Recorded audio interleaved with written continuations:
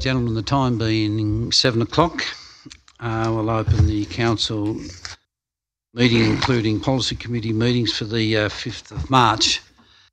In the event of an emergency, the building may be evacuated. You will be required to vacate the building by the rear entrance and gather at the bridgeway between the library and the art gallery buildings. This is council's designated emergency muster point. Under no circumstances is anyone permitted to re-enter the buildings until the all clear has been given and the area deemed safe by authorised personnel. In the event of an evacuation, a member of council staff will assist any member of the public with a disability to vacate the buildings. First of all, apologies. Councillor Turner. I move it. Councillor Whitten. Moved. Councillor Munro. Yep. Seconded. Councillor Hamling, all in favour? Thank you. The council meeting is being live streamed and recorded. By speaking at the council meeting, you agree to be live streamed and recorded. Please ensure that if and when you speak at this council meeting that you ensure that you're respectful to others and use appropriate language at all times. Orange City Council accepts no liability for any defamatory or offensive remarks or gestures made during the course of this council meeting. A recording will be made for administrative purposes and will be available to councillors. I'd like to acknowledge the Wiradjuri people who are the traditional custodians of the land.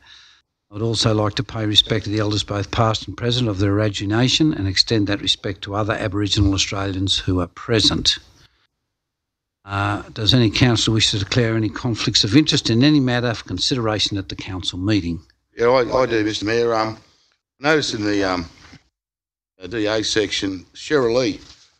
I used to own a parcel of land in the middle of Cheryl Lee. I know it was probably 3 years ago, but I don't want to. I just don't want to vote on this. I don't want to get involved, so I'll declare an interest when it comes to that DA proposal. Thanks, Councillor Munro. Councillor Prevotaro. My sister also owns land adjacent to the Shirley development. Councillor Prevotaro. We've got the, thank you. Late items, 5A, we've got the Crown Land Buildings response.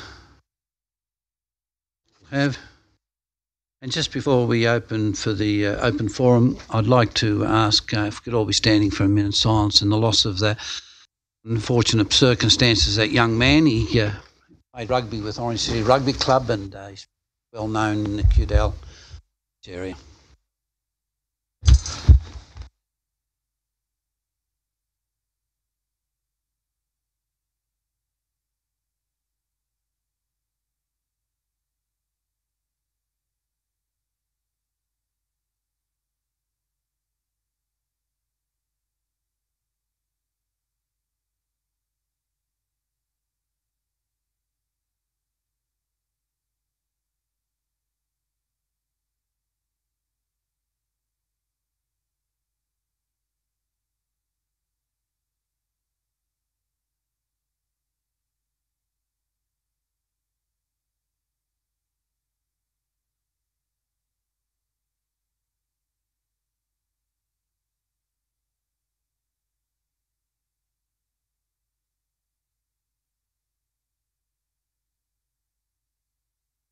Thank you very much.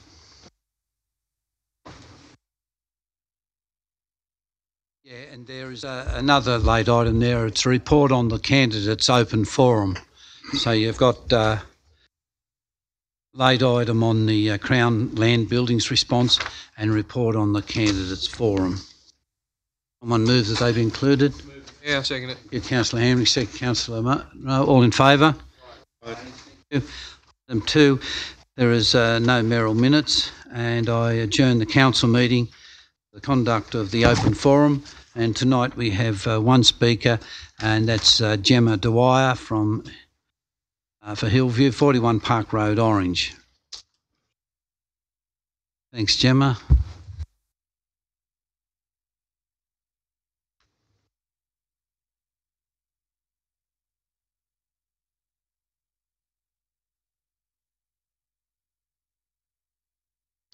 Right. Take your time.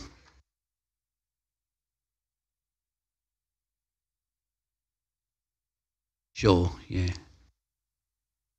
To pull the microphone down. You want a drink of water? Sure. Take a deep breath. Been a hectic afternoon.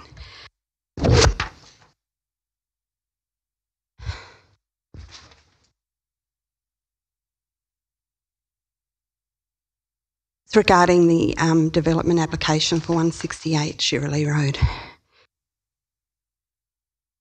There appears to be a complete lack of procedural fairness and due process surrounding this application. It's a large document. It's not classed as loud reading by us. To have access to this document on a Friday and be here on a Tuesday has not given us, or the people we consult for professional advice, enough time to thoroughly go through the entire document. Assuming that you guys have a life outside of here, I'd be surprised if anyone has had the time to read it properly. We're all aware of the drawn-out nature of this application.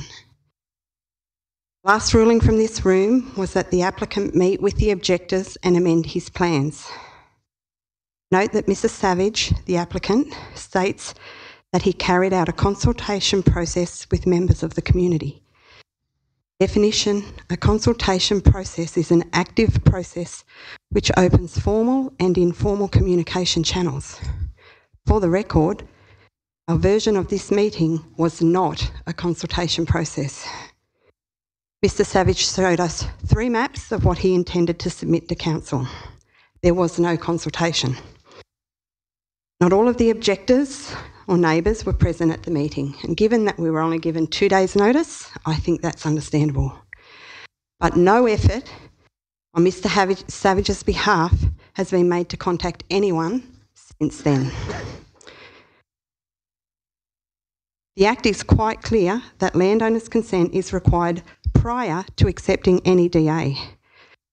The fact that this application was ever considered or accepted by council is astounding, considering that the land required for services, joining land, our land not owned by the applicant, is a major consideration in this DA.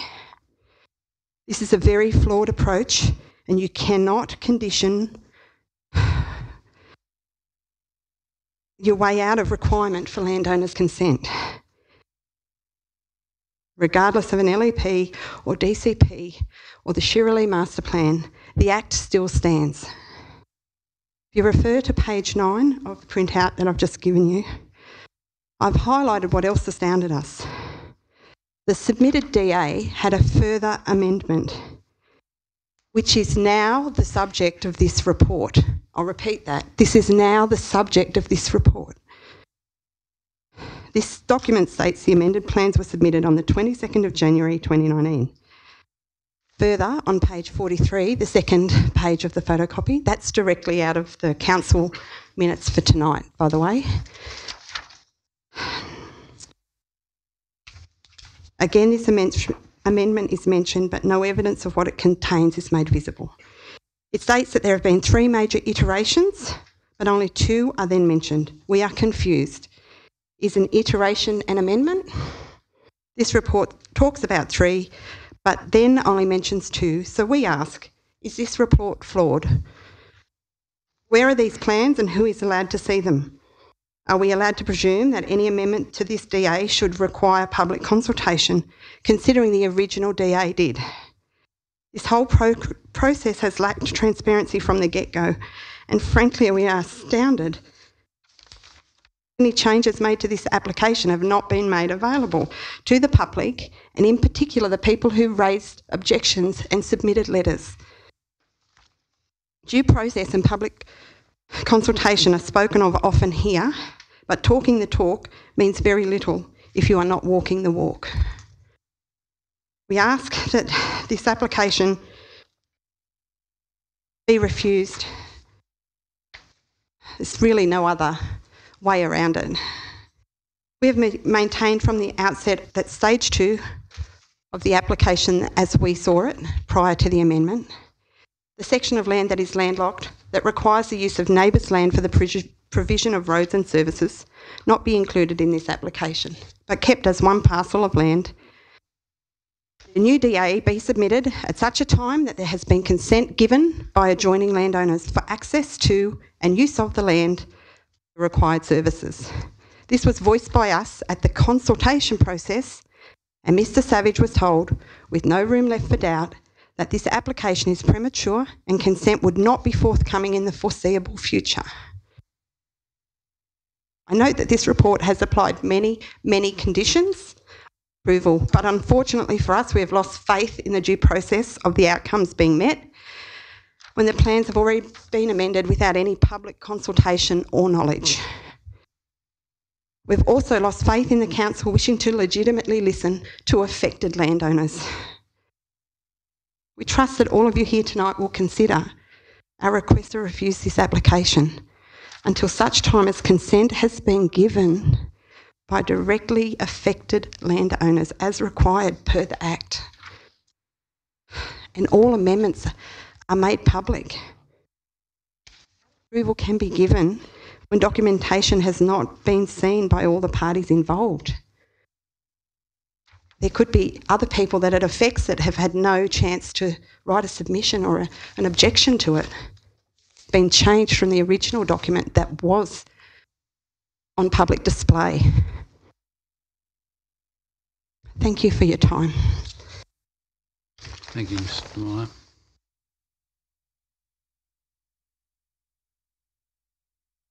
Council meeting resumes. Item 3.1 is confirmation of the minutes of the ordinary meeting of Council held on the 9th. Moved. Second, Councillor Munro, I think, was it? Yeah. All in favour?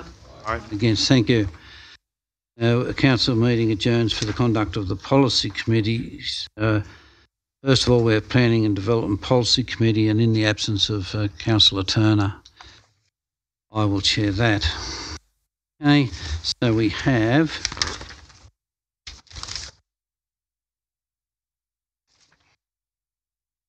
any declarations of pecuniary interest, significant non-pecuniary interest and less than significant. We have before. First of all, general reports. Sorry. Mr Mayor, I'm in the... Yes, generally I want to declare as far as the report on the office building. Yeah, thanks Councillor Taylor. So will I. Thank you for that. And Councillor Newton. Yeah, thank you. 2.1, items approved under delegated authority. Happy to move it. Move Councillor Duffy, seconded Councillor Prevotaro. All in favour? Aye. Against, thank you. 2.2 is... I'll declare an interest in this non-pecuniary interest. Yep.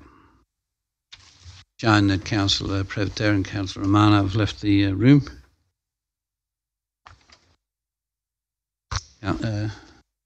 Councillor Taylor.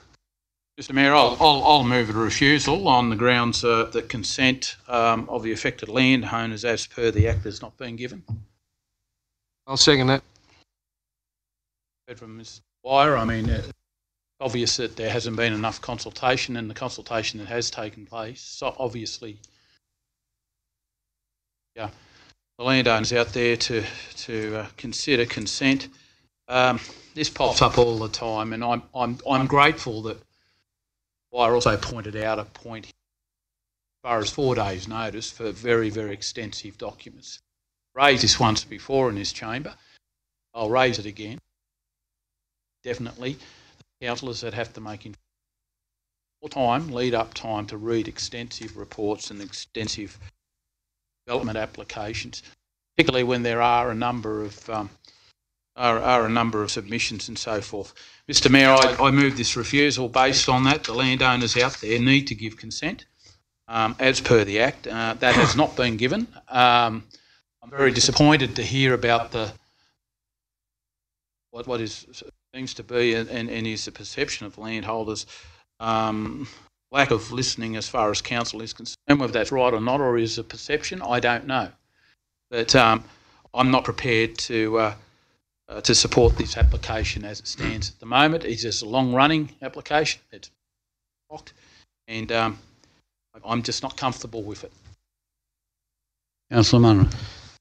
I agree, but I do think, look, it has been need to ensure our residents have process and know anything about the legal profession. You can't even wanted to take that document into the solicitor to get clarification. If you didn't understand it, it might take you 2 weeks to get an appointment. So for the people that aren't au fait with the way things work or legally minded, I think it's a little bit hard to expect them to absorb that document within a few days. I may be wrong, and staff may ask the question: is what was said correct? Did they only have the relevant information? Mr. Waddell's going to address after you. Yeah. I can answer a couple of things, and I could ask Councillor Taylor something as well, if I may.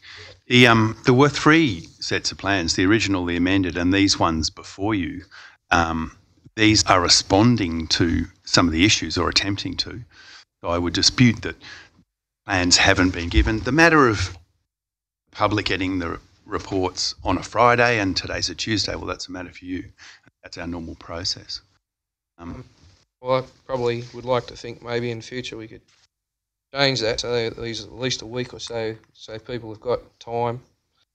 But anyway, look, I would like to think that you either say no to it or we give people more time to get their actual thing together and be able to get an appointment to see a solicitor and understand their obligations to their neighbours. And you can actually feel in the lovely lady's speech there that she's very feeling about it and very, very sort of pointed with. So I think we've got to support our public. And this is not going to make any difference if it's another 2 weeks, like other things we've voted on lately. I don't think this is going to make any difference if we either defer it, would probably be the best option. Motions for refusal. I realise that, but maybe if you would agree, Councillor Taylor, a deferment would be in the best interest of everybody. Through you, Mr. Mayor, I'm voting for a refusal, but Councillor Munro, as you know, is entitled to move an amendment if he feels such. I'd like to move an amendment that we actually defer this. I'll second that.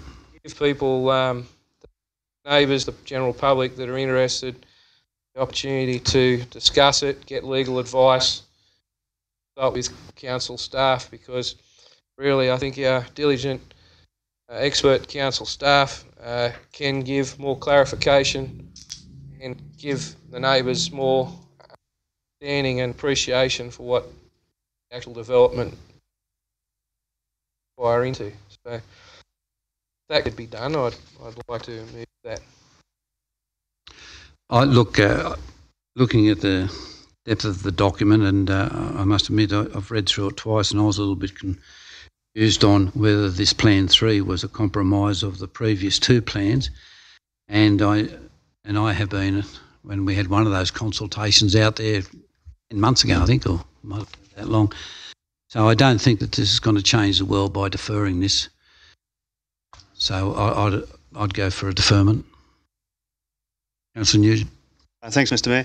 Look, no, I'm not. I wouldn't speak against deferment. I do have a couple of questions though, in relation to this, and I take on board Mrs. Dwyer's, obvious strong feelings about this development. But when I read this has been before council before. When I read it, it's the changes that seem to me to be there. That there was a meeting held on the 31st of October with one neighbour, and it's a bit disappointing to hear that there's been no contact since then, or no further attempts to consult, if that is the case. The Section 88B restriction, I don't think was in the previous paper, and I'd be interested to know a little bit more about how that actually works. And then some minor modifications to the size of the lots to I think move give more space between the proposed developments and the heritage item on the top of the hill. They seem to be the three changes to the papers that we've seen sort of 6 or 7 months ago. So I suppose my question is, through you, Mr. Mayor, to the director, whether there's anything else of significance. I'd ask the director just to explain what the differences are. Mr. Mayor, indeed, those are the changes. In terms of owner's consent, we dealt with this last time this came to you. I should have pointed that out. And staff satisfied themselves professionally that owner's consent in this case has been done right.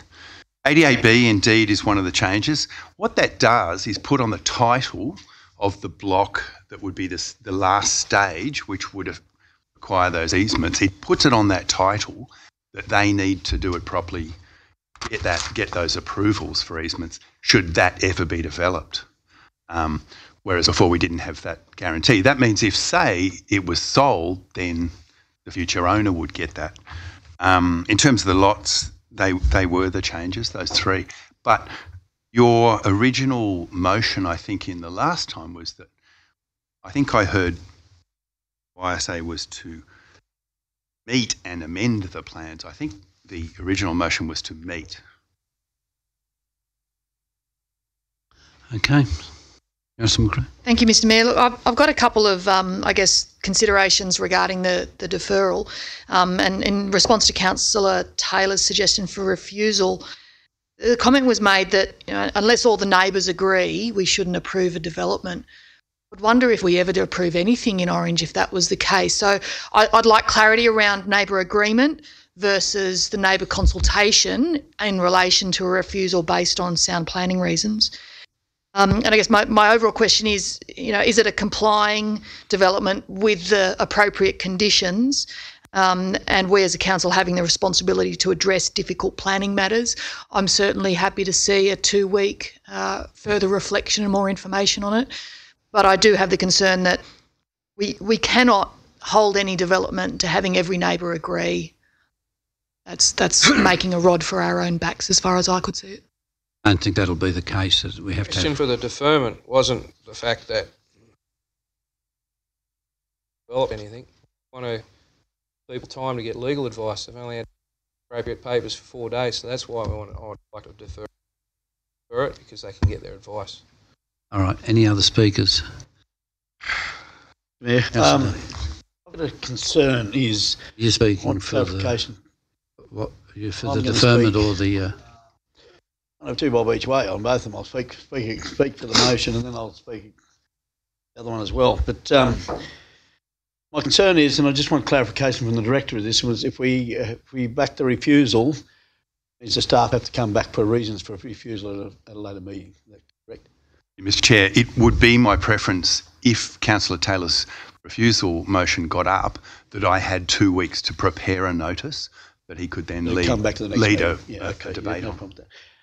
I do have concerns because you look at the long-term plan of what's actually going to happen. As you look at stage 2, it's first you say, hey, that's where we're going. And we're finishing up with the same thing as the reason why we had to defer it before. Come back to that. So it doesn't sit well. It doesn't tell me the overall plan of the whole area at all, what we're talking about for the lots of the subdivision. So with the access and those type of things, which I'm against, those type of things too. I don't think, they might be allowable, but it's not good for the neighbourhood when you look at of the area there. I'm happy to vote for the refusal. Happy if the refusal goes down. I'm also happy to vote.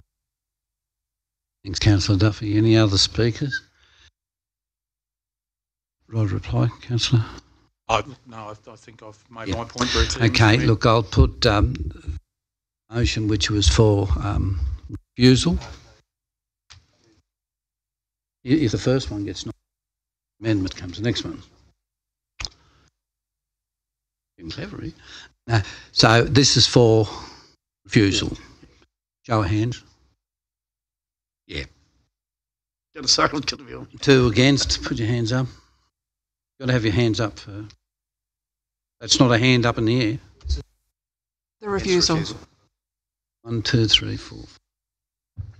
The amendment now, the amendment is for deferral for 2 weeks. All in favour? Up, please. Okay, thank you. What's going to happen in these 2 weeks? Will we be talking to the developer to try and meet with the neighbours? What's going to happen in these 2 weeks? Through you, Mr. Chair, I will reproduce this paper. As it is, I think I will add some more clarification around owner's consent and a couple more paragraphs, but I'm not here in instruction for further meetings. I'm for the public to read the paper better.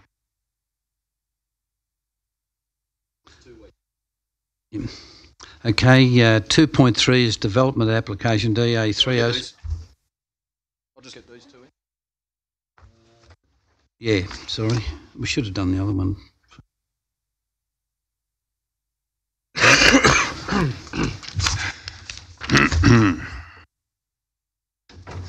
I might lend you a hand here, Mr. Munro. I think you might declare an interest. Item 2.3. Oh, 2.4. yes, I do. Stay here and have a crack. Come on, get into it. I need your vote.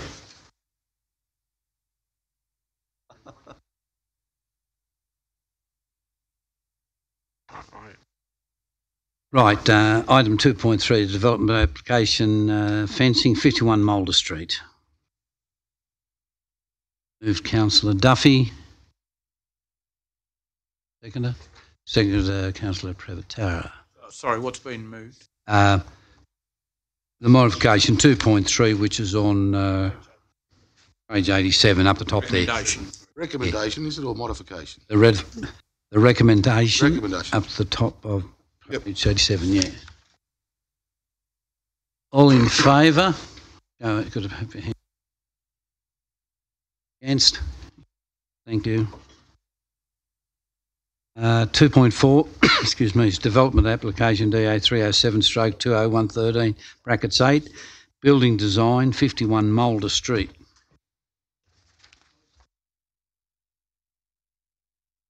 But I seem to be missing a fair bit out of the papers. Someone's pinching your papers. Well, you've got pages missing. I had time to read them. I wish we'd tell some of them a couple of weeks ago that I had time to read them this time. Hey, you've got pages missing. There are pages missing. Oh, yeah. Correct. I think pages 109, 111 have been inserted after a misprint, which is why they were meant to be duplicates. Intentionally blank. Yellow ones, mate. Once. And the modified Unit 3 floor plan. Right, do we have a mover? Move, Councillor Hamling. A seconder? This is a recommendation. All in favour, put your hands up. Unanimous, thank you. Someone get Mr. Munro back, please. Yeah, out. Get him back in.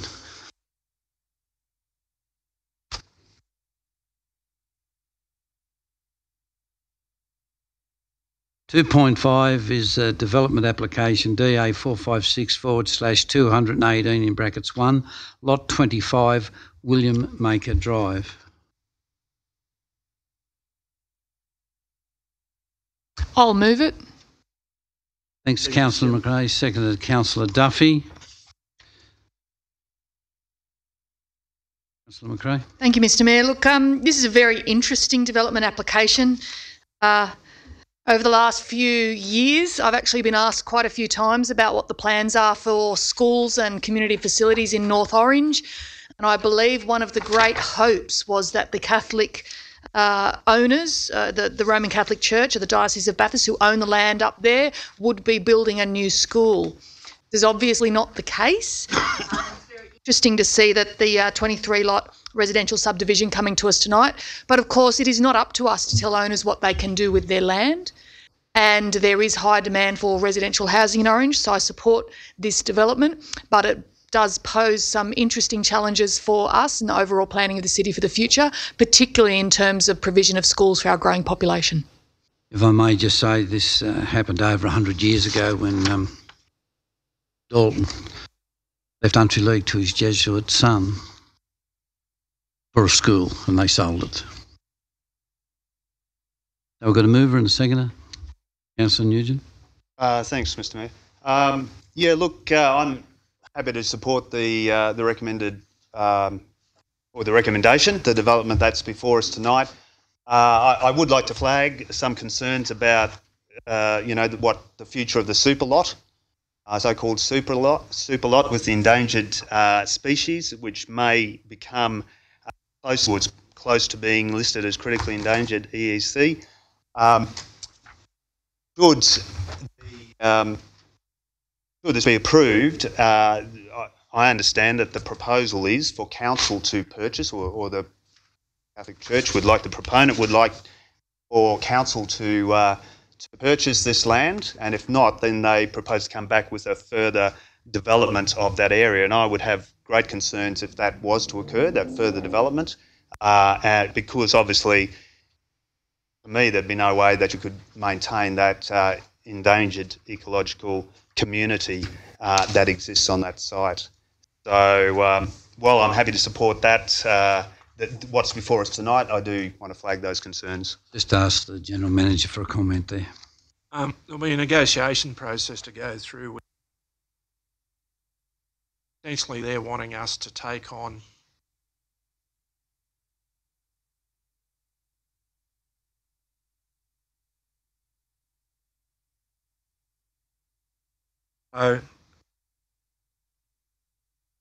need to be on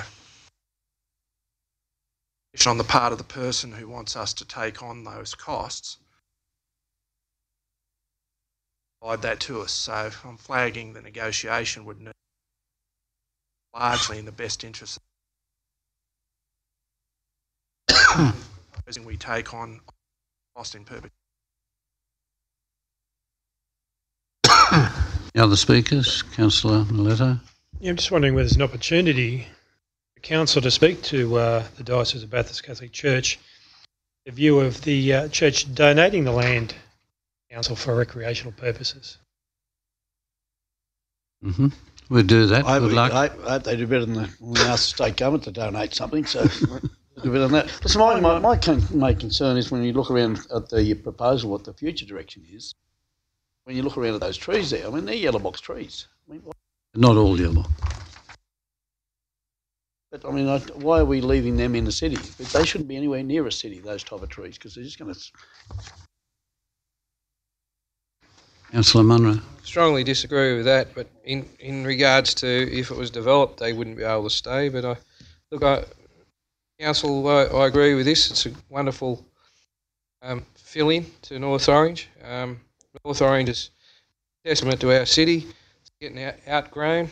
There's many subdivisions and many houses being built up there. This is just another one. It just goes to show growth of our town. And look, these are probably the only blocks in town for sale if we put this through, because there's hardly any out there at the moment except for Shirley. So look, I totally agree with this. Negotiations in regard to the trees, surely, it could be made a small park. I would love to see that community space, but it all comes down to economics, doesn't it? We buy it, it's probably not viable. We have to pay a moderate amount. Probably is. It's just a matter of how it comes back to an economic outcome for the city of Orange if it was. How endangered are these trees? Can they be thinned out for more subdivision in larger lots? Point of order, Mr Mayor. Are these questions that need to be asked? What's the point of order, mate? What is Hold it, councillors. Just continue on, Councillor Munro. I just think, these things have to be asked. I'm happy with the development. Let's approve it and go on with negotiations for the rest of it. Right. The motion. All in favour, show of hands again. Hands up or down? Unanimous, thank you. 2.6 is Shirley Development Progress Report. Move the motion. Moved Councillor Nugent, seconded Councillor Duffy. In favour? Hands up, I suppose. Yeah. 2.7. Oh, sorry. I'm going to just jump in and just say, I think this is a really good report. It sort of talks about where we're up to with Shirley developments and also where we're at in terms of planning for the city overall. So I just wanted to note that and commend the staff for bringing that to our attention. Noted. 2.7 is the Orange LEP amendment, artisan uses. I'll second it. All in favour?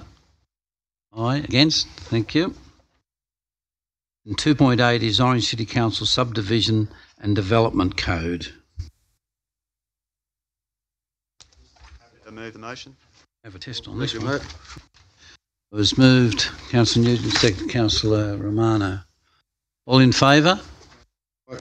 Against? Thank you. I think that concludes the planning, and I call on, who's next? And I call on Councillor Miletto to conduct the Employment and Economic Development meeting. Thank you.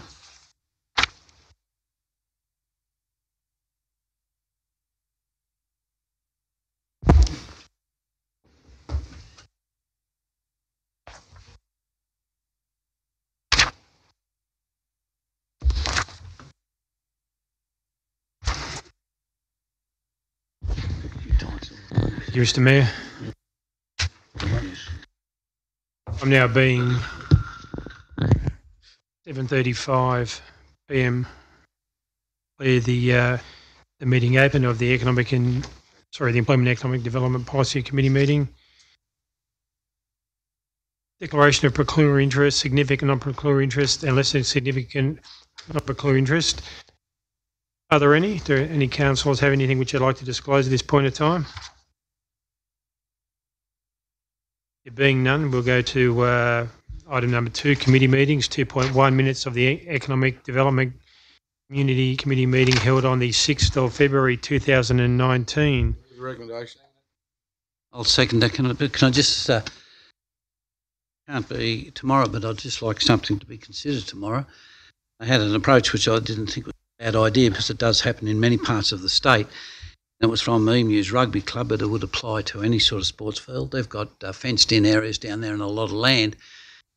I'm wondering whether they could approach council, or is there a process where they could have limited caravans, or what do you call it, camper vans on their site where certain events are on. You know, it might be a triathlon weekend or a whatever sort of weekend.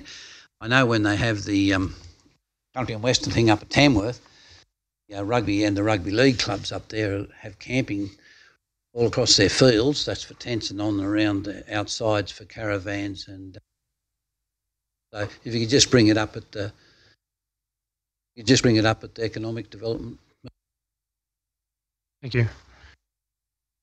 A question on item 3.1, the Evo cities. Has Orange got a? I know. I got asked a question about our new website.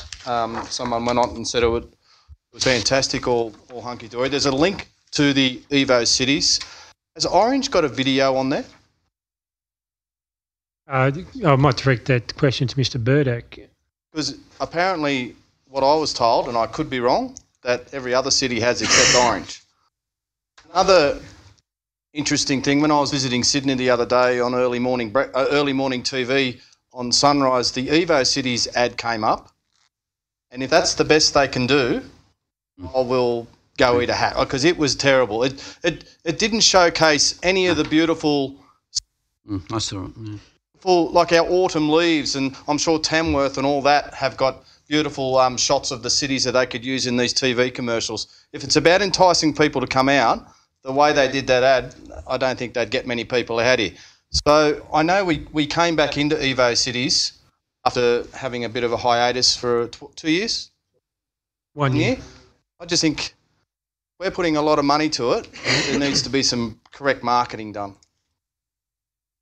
Yeah, I'm quite happy to move that way that we ask the Mayor to bring it up at the next Evo Cities meeting. Certainly. I think if I can get the General Manager and staff to knock a letter together, send them off a letter and I'll take it forward. I agree. I've seen that. It's terrible. Any further discussions or questions regarding the minutes or the reports which are contained in the table? Have we got is there a video? We don't know whether there's one of our videos on their website. Yeah, it's true, Mr. Chair. So we've slightly been working through all the cities to create videos for each site, and ours is in the production still, so they will have one. Just in relation to the TVCs that are going ahead, a lot of we do it for a certain price, pitched at a certain price, and the intent is to get traffic to the Evo Cities websites, and I think I have circulated some stuff already on that, and it actually is working in bringing traffic to the Evo Cities platform. So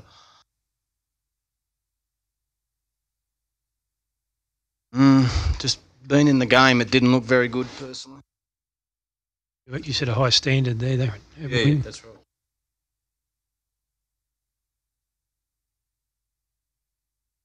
The recommendation is that Council acknowledge the reports presented to the Economic Development Community Committee at its meeting held on the 6th of February 2019, and that the minutes be adopted. Can I have somebody move those? I'll move that. Moved by Councillor Kidd and seconded by Councillor Hamling. All those in favour say aye. Aye. Thank you. A matter arising from of those issues there, and I have concern about what's actually happening in our city, in the main CBD area. We're seeing a lot of shops closing and all those type of things there, and it doesn't seem to be addressed in the charter of what the economic development is there. They're saying, hey, we encourage places to grow. We're not keeping track of what's actually happening in the main street. I mean, we're seeing shops close every 5 seconds down there. There's another 4 or 5 about to go. So I'm just wondering, why can't we get that information and have it here in front of us if we've got an economic development committee? Mr. Waddell?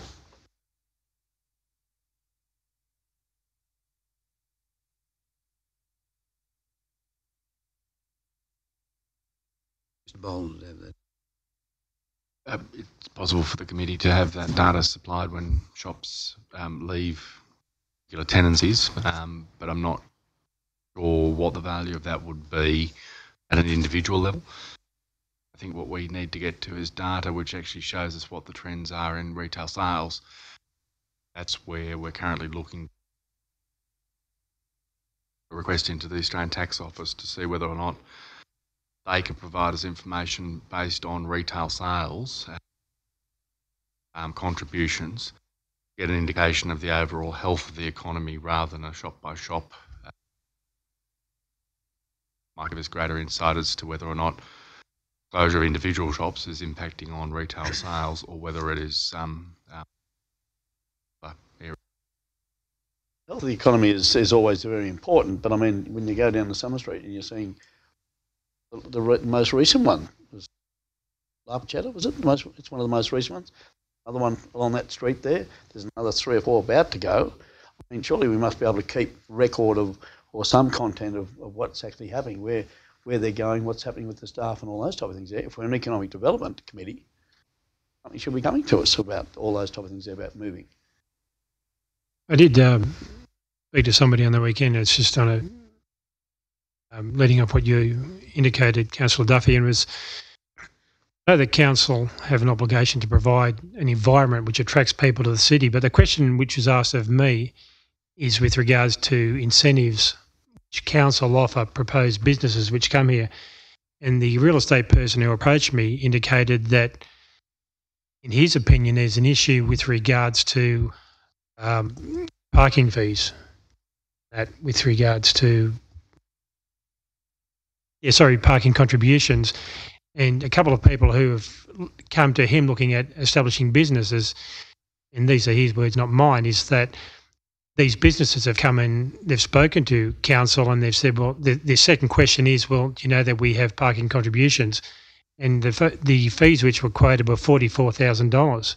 And I don't know how that fits or whether there is any discretion on behalf of council to negotiate those fees, or are they set fees? Because he said when people hear that, what the second question being, these are what our parking contributions are, they turn away and go elsewhere. So I'm just wondering whether somebody could speak to that issue. Sorry. Mr. Chair, I'd give you an outline. I mean, I think 44,000 sounds like 3 times 13-odd thousand or 14-odd thousand, which is our current contribution. So there is an adopted car parking contributions plan. Within that, it's $14,500 a space in the CBD area if you can't supply the required parking on site. So what you say is correct. We do often get people who are surprised by that. A previous council, perhaps the one before last, in order to address it partially, decided to halve the amount of contributions for a change of use. So if you're slipping into they halved that, an action that has been taken. There's a follow-up just on what we were just talking about there. You're talking about the economic. The reason why most people down there, and we've seen it actually in our parking fines go from 400 and something thousand to 700 something thousand. You only got half-hour parking down the bottom end of town. You booked it, they say they're too long. That's one of the issues that we're actually talking about with the economic development. Maybe that's well with your committee to say, hey, let's have a look at the parking down there. So that people can go down there and have lunch down there and save these shops a little bit from thing, because you're going to have that movement of a big employer over there up to this end of town. So yeah, I think it's an important issue with regards to economic development. I'm just wondering, Mr. Waddell, if you can just quickly summarise what would normally occur, what would take place if somebody came to the town and was looking at establishing a business. What would the process be? Usually we'd expect them to come and see the planners at the front counter. They'd get the duty planner who would, ask them, well, what do you want to set up? And they might say, oh, I want to do a restaurant. They would say, well, look, I've got my eyes on 2 or 3 properties. We would run through then things like the permissibility, can they fit in legally? Is it easy? Require a rezoning? If they're, say, wanting to do a restaurant, but it was an office before, so it's becoming a lot more intense, the planner would point out to them, well, you're intensifying the use, therefore we have in our DCP the number of parks against certain uses, restaurants, whatever. They've all got a scientific number coming from the RMS. So we would say to that person, look, you're going from office to restaurant, we're going to have to charge you parking contributions. Fortunately, councils halve them for change of use, but, I often say when I come up against this, because you get a lot of people who are obviously dealing with landlords, it's an issue for your landlord. If they want you to come and pay rent, you'd be saying to them, well, you make the home for me. Often, bluff. Try to put it on them. And if you're trying to set up a restaurant, someone hits you with 44 grand on day one, I totally understand it. Most landlords are asking for 6 months up front, which is in a holding deposit type thing at the moment. In terms of what you could do about it, that is around the adopted car parking contribution. Any ideas that came out, you would have to address that plan and re-adopt an amendment. Oh, sorry, Councillor Taylor. Mr. Chairman, look, we're talking about parking contributions here tonight. It's a very minute point of concern with the general public about shopping in general in the City of Orange. I've said it in this chamber before. I mean, there is something fundamentally wrong as far as this city and attracting major retailers. They're feeder retailers. They attract smaller retailers around them. I mean, you've only got to look. You've got Freedom Furniture, you've got JB Hi-Fi, you've got Target, all in Bathurst. Now, there are a lot of people from Orange that go to Bathurst to shop these days. And I'm not underestimating the effect of online shopping, because that is a fundamental problem too that's worldwide. But the point is, I think we need to start to bite the bullet as far as economic development in this city and as far as retail development is in the city, because people do ask repeatedly why we don't get those big names coming to the city. Now, I understand we've got the Myer development, and let's hope we've got a lot of surprises with a lot of big name retailers going there, pull in customers as far as that side of the city is concerned. That has effectively decimated our Bolt Myers. That building hasn't been utilised. But I think we need some home truths. I think we need to listen to the community. I think we need to listen to the business community. It's not just parking contributions. That's a very important point you've raised, Mr. Chair. But it's also rents.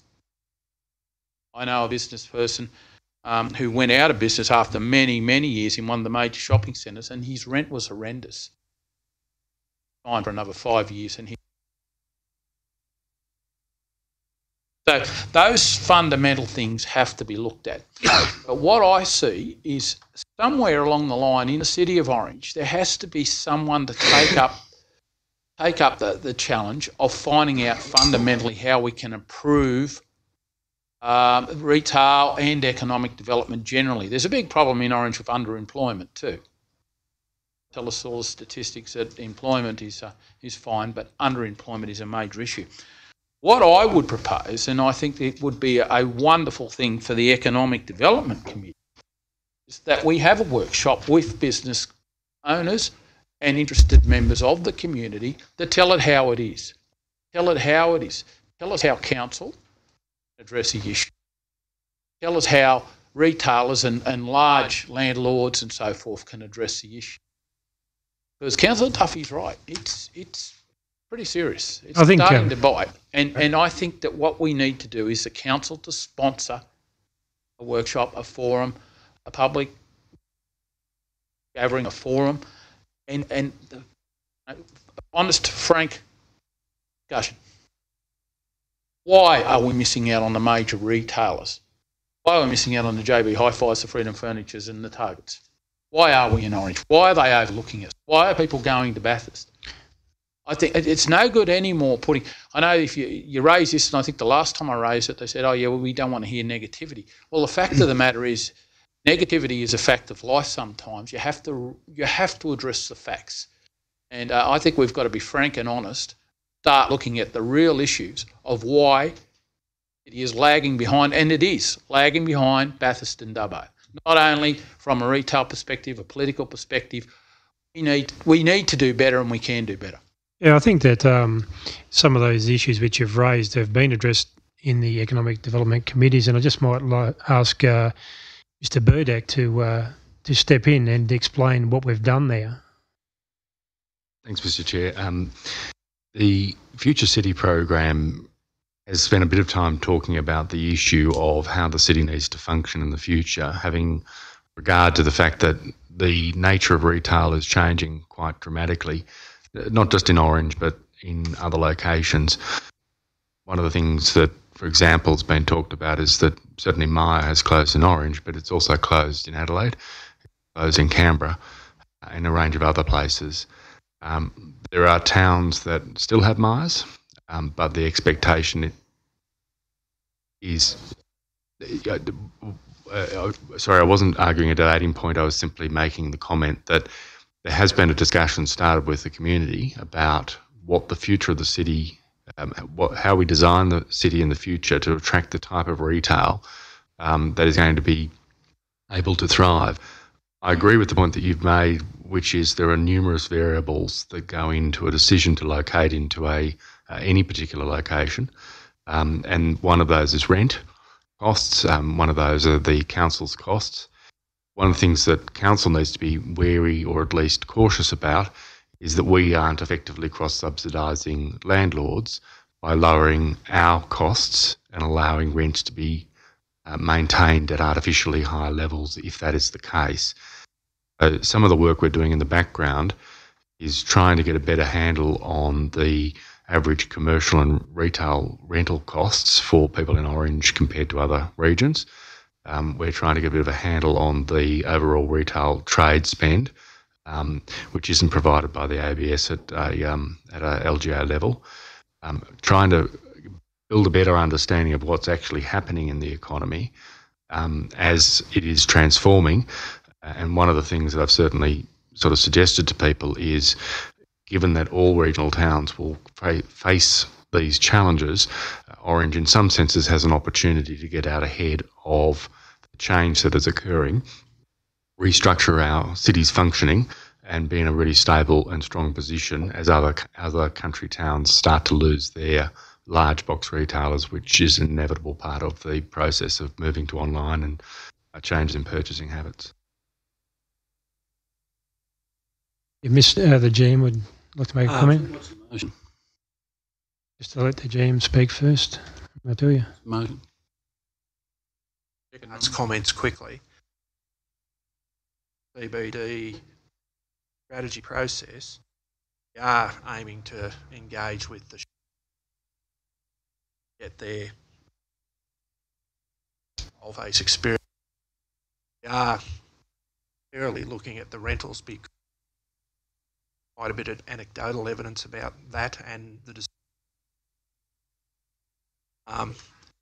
are looking to get out of that process strategy on the management of the CBD, that maximising the place. So some of what you guys have mentioned happen out of that process. Burdak, what's the timing of that process? Is it a 3 month sort of horizon?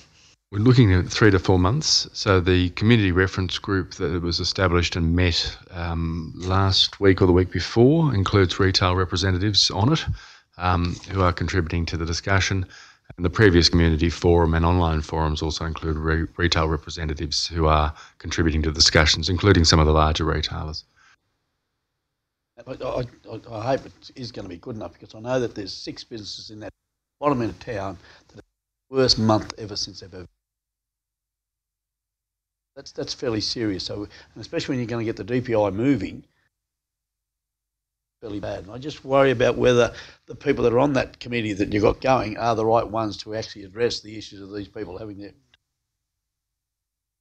I think they'd be quite upset if. Look, can I just say it? Look, I don't think we need to make comments like. Oh, sorry, Mr. Munro.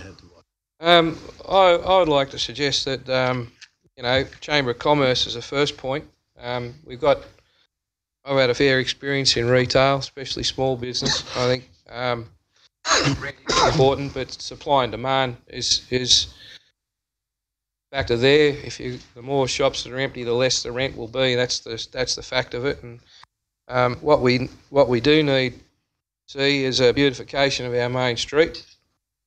We've got that happening, or it's going to happen, and he's worked very hard to get that dough to be able to put that into place, hopefully shortly, as soon as possible. That would reinvigorate the CBD. Encourage not only talking about small retailers, but we're going to have these conversations with the Chamber of Commerce, other groups, whatever. Must include small businesses in Leewood, Rambler, as far as their small businesses and what they do and how they're performing, because they're really the big employers in this town as far as our industrial strength, and those employers are the ones that generate the income for the people and the employees to be able to spend in our CBD. So sort of got to be an overall thing, a business plan on how our town's going, and we don't talk to just one section of it. I would encourage those conversations to be had throughout our small businesses. If you're a small business and you're a small manufacturer and you employ 10 people, how can we help them or encourage them to employ 20 people? And that's really where the economic strength is in Orange. For mining, all sorts of different industries, farming, the whole lot. So make sure, please, that that's incorporated. Chamber of Commerce, if we could write them a letter, maybe, or phone them up, Mr. General Manager, and ask them if they'd like to come and address council. I think that would be an important step, because in this forum they've got the opportunity to actually speak. If I could just interject there for a second, Councillor, I can tell you that the Economic Development Committee, which meets monthly, and it is tomorrow morning, that committee consists of a lot of professional people from all diverse backgrounds and all diverse industries. So I believe that we do have an excellent cross-section of successful business people make up that committee And if you'd like to come to one of the meetings, they could answer any questions which you may have. That'd be wonderful. I do think Tomorrow morning at 8 o'clock. I think Chamber of Commerce would be a good start. Yeah, thank you. Councillor McRae. Thank you, Councillor Miletto. Look, my question is to the relevant director regarding the ATO data. Comments made particularly regarding the downturn more recently in some locations. Will that also reflect the drought impacts on disposable income in relation to current retail and in general economic situation? Through you, Mr. Chair. It will show trends in purchasing decisions. We haven't got an agreement from the ATO yet to supply the data at a postcode level. So the first step is it's not a standardised report that they produce at the moment. They do other reports at a postcode level for individual taxation, but they don't do it for GST receipts. So that was the discussion that I initiated with them, was whether or not we could get access to that information so that we could all have a picture of exactly what's happening in the retail space. And most importantly, we can track that against national trends to see whether or not Orange, there is a downturn. Is Orange a stronger downturn, or is it simply mapping to overall retail trends across the country? Councillor Kidd, did you want to add a comment before you sit down? No, you made my comment. Yeah, I will. That committee is a pretty good range of people that are in small and large businesses in Orange. And the other most important thing is that committee was set up several years back. All councillors avail themselves of those meetings that are held on the day. Chamber of Commerce, I represent on the Chamber of Commerce for a while. We used to go to those meetings, and but I would love to see the Chamber of Commerce come here and give us a presentation on just what is the strength of the Chamber of Commerce at the moment. That'd be good. Chair, could I just ask a quick question? I know we want to get this over and done with because everyone's... new business comes to town, we offer incentives. Maybe no incentives. Like, we've got Rex and what's its name out there getting subsidies office and stuff like that. Do we offer businesses that come to town to maybe ice them here? Any number of businesses inquiries from time to time that we'll respond to. Certainly listed quite a number over the years. Obvious today on an inspection is the 500 new jobs. Certainly facilitate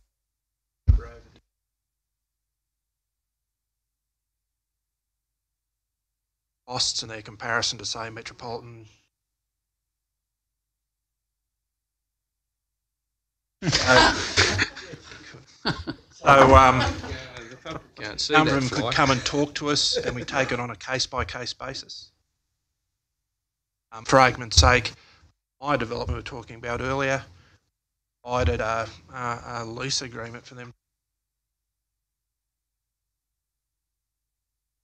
I get that, and I suppose it's a bit hard to talk to new businesses that are going into shopping centres that the shopping centre is in charge of the rent for that particular business. We do hear from the centre management. Because, and saying that, I know that in Gilgandra today, Target Country shut down there. So they're in a very, not like Myer, but now they've got to drive to Dubbo and all that sort of thing. So, it's not just Orange where it's happening. There's a lot of businesses. No, but as mentioned by some of the speakers,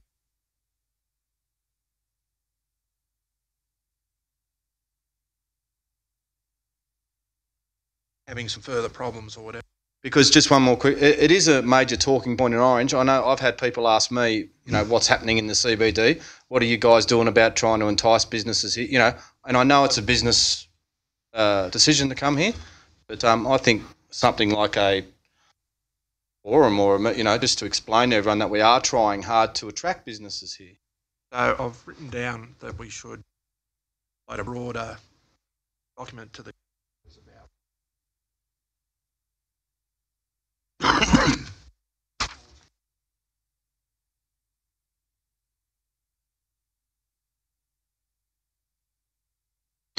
Councillor Taylor, are you happy with that, or did you want to move a motion on something? Yeah, that's fine, Mr. Chairman. I just just think that it's a big talking point, as Councillor Hamling's pointed out. To ask a question, that what we have to do is we have to be frank and fearless. We have to cop advice. Let people tell us how it is. I mean, they might be war stories and they most positive candidates, but the fact of the matter is you need to listen. Big question. The fact is, I spoke to someone in the industry a while ago and they said about the scenario with Bathurst and I said, well, why do you think they don't come to Orange? And his response was, they don't have to, because a lot of those stores, and people will notice, they record the postcodes. Data must be telling them.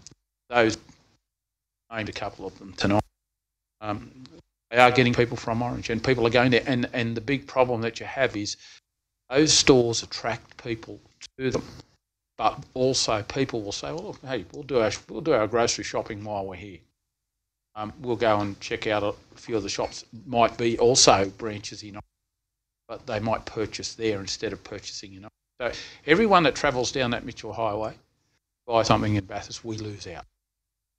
That's something I think we should. I mean, we have to be parochial. No, it's only Bathurst, it's only down the road, but we have to be parochial. Have to listen to our business community, but I think Councillor Munro hit the nail on the head. We have to listen to the broad community and business community, not just the retailers fronting Summer Street, but we need to listen to the manufacturers. We need to listen to employers in the city, and from an economic development perspective, like I say, some of the advice might be frank and fearless, but we need to take that on board. Thank you. Any further discussion? There being no further discussion, and the time now being 8:05 p.m, I'll declare the meeting closed and call upon Councillor Morano, Chair of the Infrastructure Policy Committee.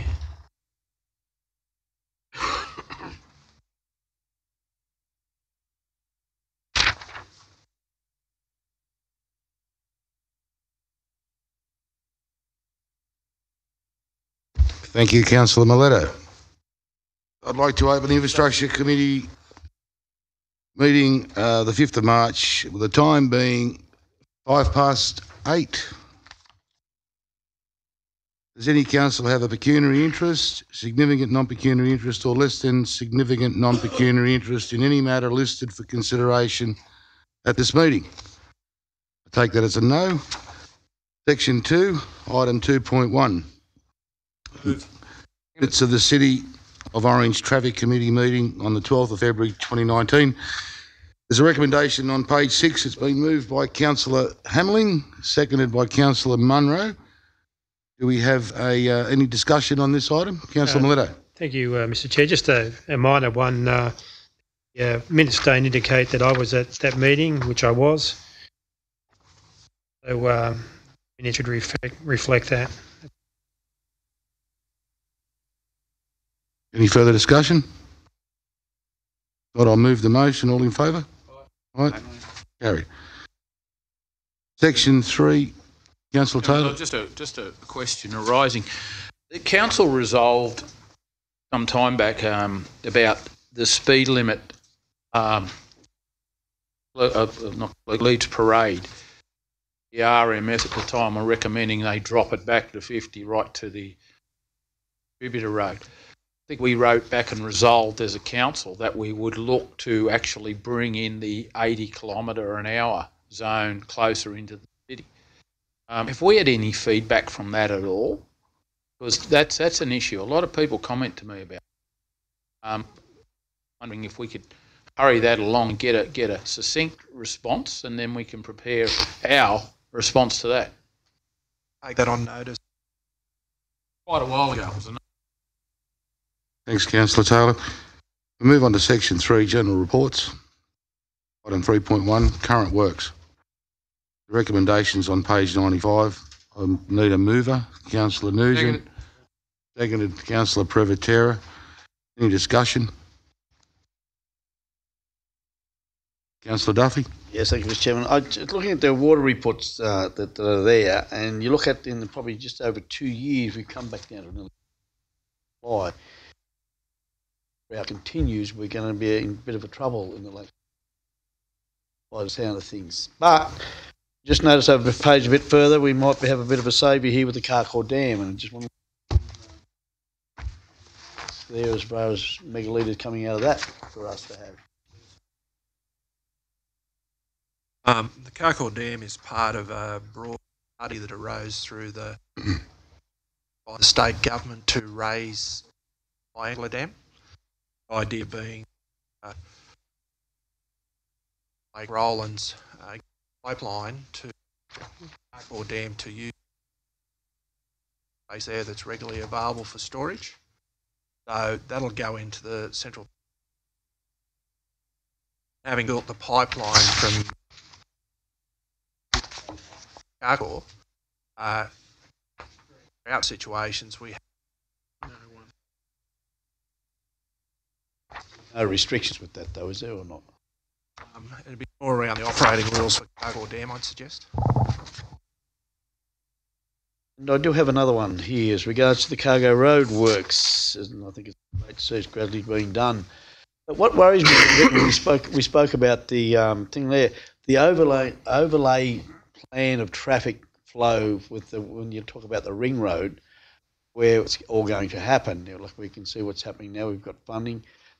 Down some people are going to obviously travel down Edward Street, linked to the NDR that way. Some are going to come down Peasy Street. Some will probably finish up coming down Answer Street, and someone will probably come down Gardner. Is it Gardner? Not Gardner Road, Woodward Road. Woodward.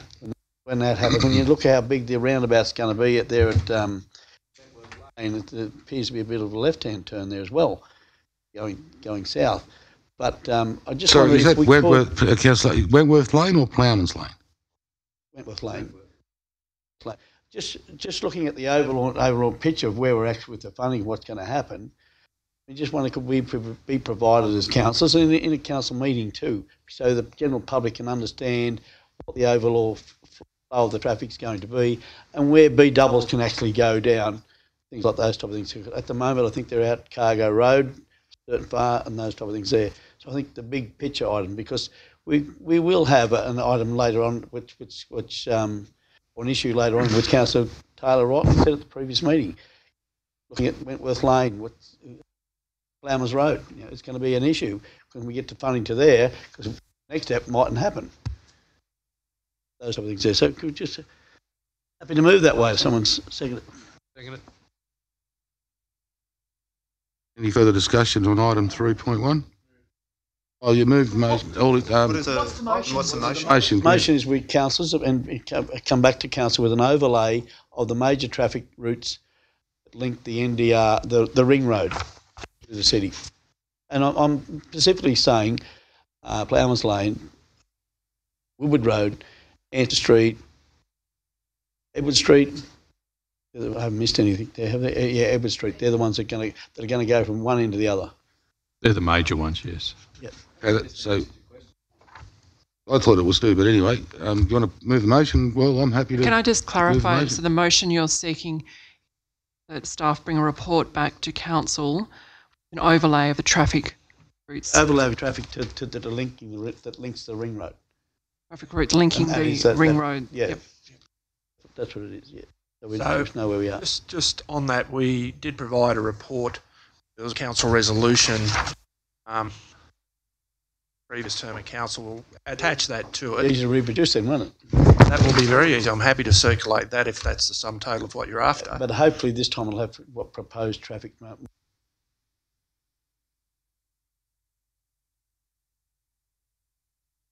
I don't. Councillor Hamlin. Proposed traffic numbers on the Southern Feeder Road, the roads that are linking the Southern Feeder Road, the northern. What? It's mostly about what the staging is. Southern Link Road, principally around Plowman's Lane, because a previous council decided not to buy land on the prescribed route there, and the council at the time then had to make a decision to speed limit for Plowman's Lane. traffic on there as one of the linkages into the Southern Feeder Road, as well as the ones Councillor Duffy's mentioned. So we've published a report that prescribed, that Council resolved in the last term of Council, that actually deals with what the staging is and what the type of road is, because Plowman's will be a link, just like Woodward Street, that is more of an urban road than a bypass road. So we've covered a lot of this previously, so it'll be easy enough to circulate those reports. Timeframes too, when those jobs need to be done, because We can update that because we've pulled quite a bit of grant money for it. Councillor Taylor. Yeah, look, I'd just like the report to encompass exactly where the timeframes are, what the schedule is, what the funding that has been secured is. Said it, and Councillor Duffy has highlighted. I said it at the last meeting. I really don't believe there's a lot of people up in that area that know what the plans are for Plowman's. I think that we have to be honest with the community and let them know exactly what the plans are. So I think now's the time to embark and engage in that conversation with those people up that are going to be affected. I mean, if you can remember back, subdivision that's up there off Plowman's Lane now, that's across the road from, literally wasn't there 10 years ago. Now there's an entire subdivision sitting in there. There are literally probably hundreds of houses. And that community need to be engaged. Let them know exactly where we're going with the Southern Distributor Road, because by just saying, look, it's the Southern Distributor will look after itself. We need those people to be told exactly what the plans are. We need to nut through what the issues are going to be. And that's got to be all done as part of the process for the. I think we must bite the bullet now. Get the information in front. Okay. So just to add on, just in that report, can we look at traffic numbers that are actually used in Plowman's Lane? Would you like to clarify? So the motion just taking forward what you all said. I don't know. Assume. A motion that Council be provided with the report on the staging of the Southern Feeder Road, including revised traffic projections.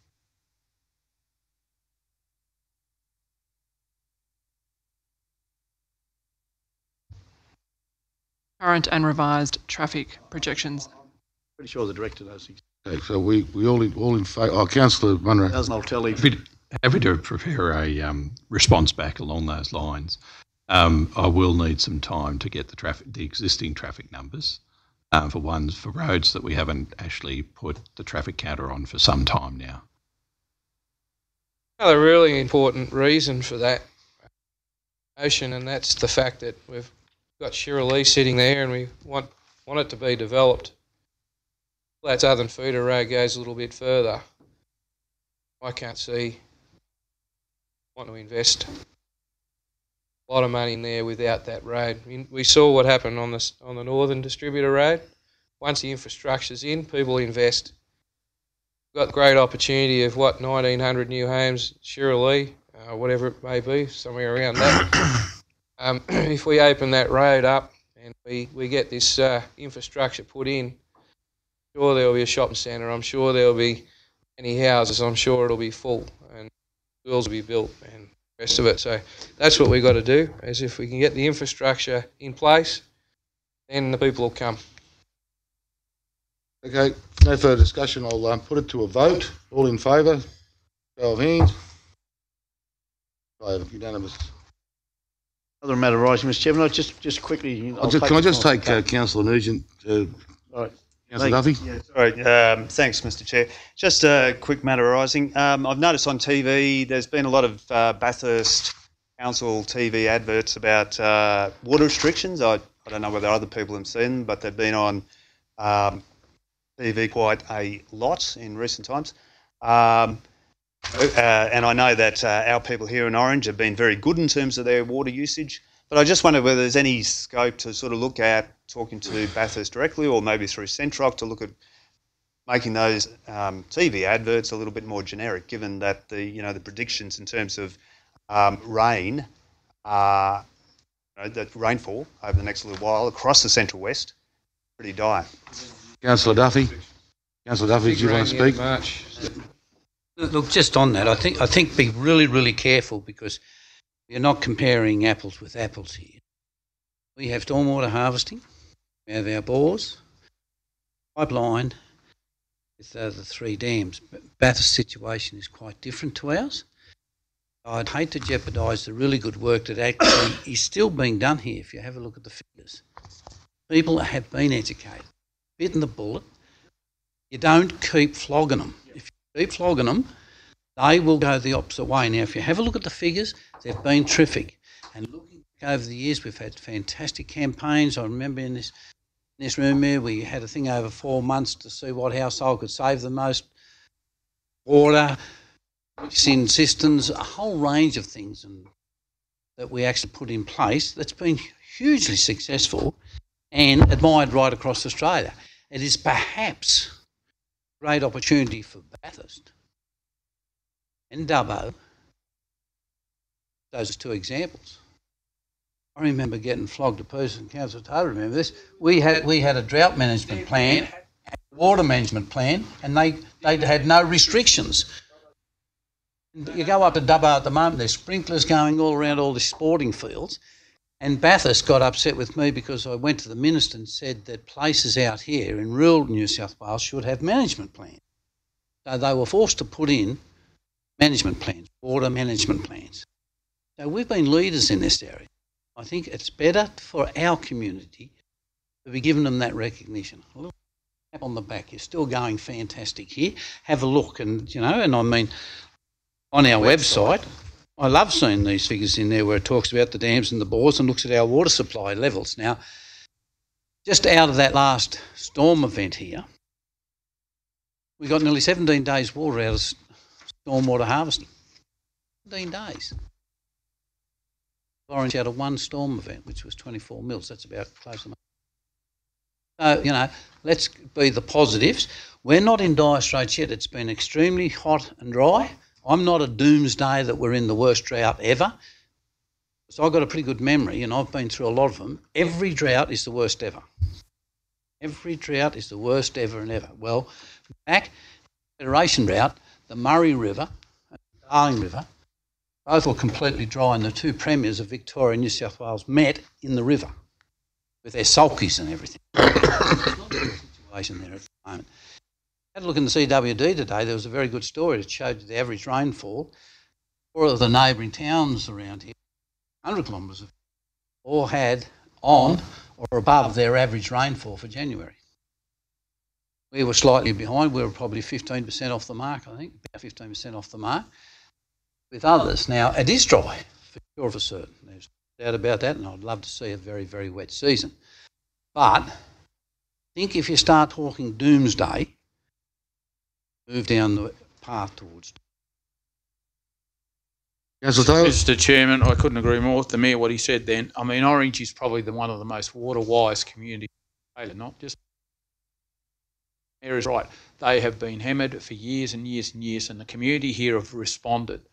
We had a crisis here a few years ago, and I mean, I can remember that being the worst drought, Mr. Mayor, ever in history.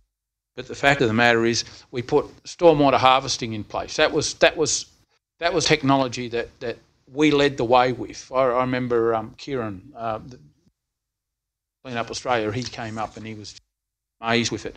We put water bores in. We put the Macquarie pipeline in. I mean, I know there's critics, but I mean it's in place. We have led the way. But the community of Orange have responded. There's not one person you talk to out there in the community that doesn't know that things are bad as far as rainfall is concerned at the moment. But I tell you what, there's not too many of them that waste water. If you see someone washing a car in Orange, they're always on the lawn, or they're always responsible. They're using a pressure cleaner, which is a more efficient way. We've adapted as far as our water restrictions are concerned. I mean, only recently we implemented water restrictions, and they were level 3, and we said, look, people would have to use buckets. Well, we used common sense. We said, no, you don't have to use buckets. And older people who had mobility problems and so forth wouldn't have to cart them around in buckets, because it's more efficient that they use a hose, a handheld hose, target where they want to put the water. All those sort of things are in place in Orange. And I don't think, as far as Orange is concerned, The people of Orange are acutely aware that we're in a situation where it is a very dry period. It will rain again, believe it or not, and there will be another drought. The fact of the matter is, we have done everything. We responded. We were down to 15% on our water, our total water, 15%. We responded. People of Orange supported us. And I agree with the Mayor. So let's not hit them around the head. Let's just do this calmly, collectively, and do it in a way that's responsible as far as water usage, because you really do not have to educate the people of Orange how to be water-wise, because they already are and have been for a number of years. Councillor McRae. Chair, look, my question is in relation to the possible need to implement level 4 water restrictions, it says in the report, in March 2019. I know that a lot of speakers have spoken about the wonderful residents of Orange and their hard work. I still do notice, particularly I've got a neighbour who must be new to town because they obviously don't know that we're on water restrictions based on their water behaviour. So I think we do still need to continue the good work of educating our residents in an appropriate manner that doesn't push them the wrong way. But my question is, in terms of level 4 restrictions, what will be the process if we do require the move to level 4 restrictions? Essentially, there's a trigger point. When we get our combined storages below 40%, I'll report back to council. I've highlighted it here that if there is no rainfall flowing in, that we may have to go into restrictions by the end of March. That's just to keep people on notice, I guess, that it is coming to that point. But I'll bring a report to council before it's actually imposed. So it will mean that it's council's decision, and considering that it's likely to be in the next 2 weeks with a council meeting next week, it would be in April that we would actually likely be faced with that report. Is that correct? No, we're in the beginning of March at the moment. So you anticipate that it would be in 2 weeks' time that we would have a paper on going to level 4 water restrictions? Potentially. That's if we get no rain, no water harvesting, no flows from the Macquarie. Yeah. Okay, councillors. Well, Councillor Nugent. Just a quick response to some of the comments made. Yes, I recognise that Orange residents have been very good. They have been, there's been a lot of education. However, I just note that those TV ads that I've seen are not doomsday. They're not doom and gloom. They're quite cheery and chirpy. And maybe we can sort of look at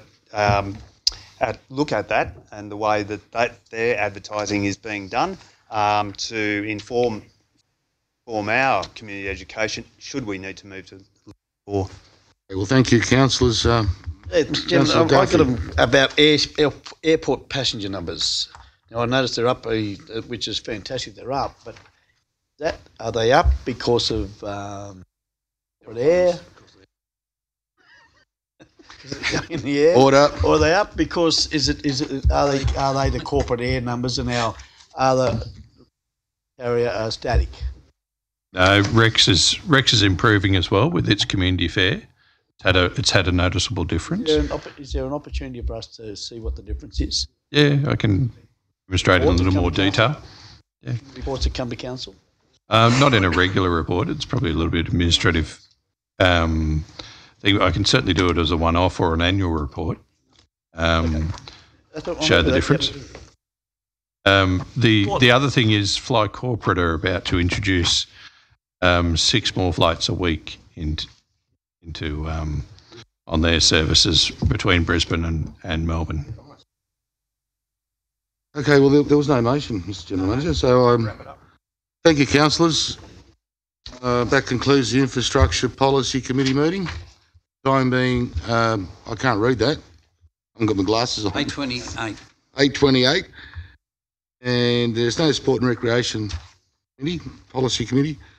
I'll call on Councillor Privatera to conduct the Environmental Sustainability Policy Committee.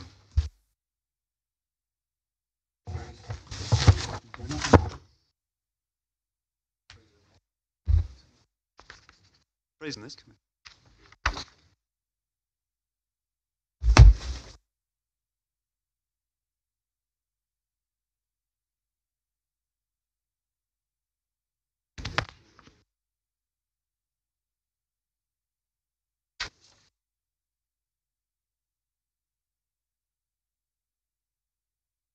I'd like to open the Environmental Sustainability Policy Committee on the 5th of March.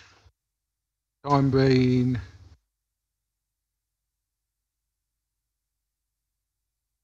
does any councillor have a pecuniary interest, significant non-pecuniary interest, less than significant non-pecuniary interest in any matter listed duration meeting? Item 2.1. Yesterday we had a clash. I don't know.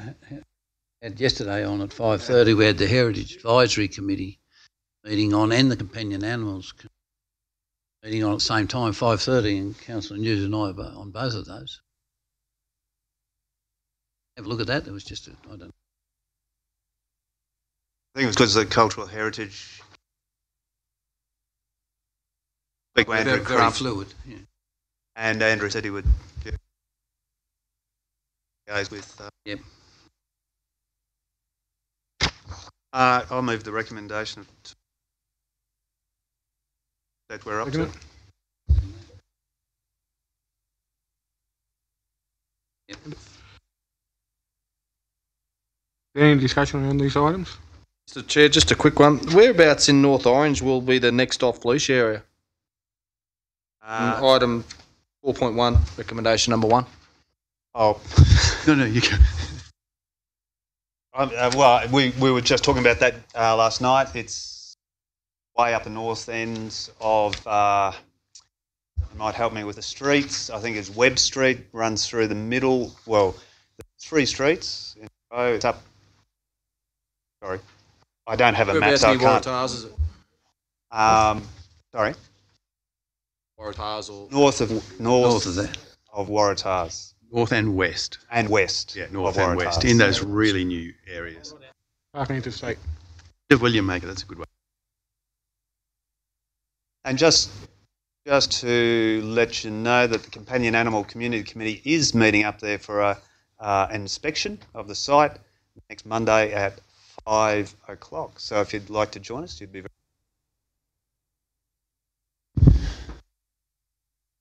I have a question. Councillor Manello.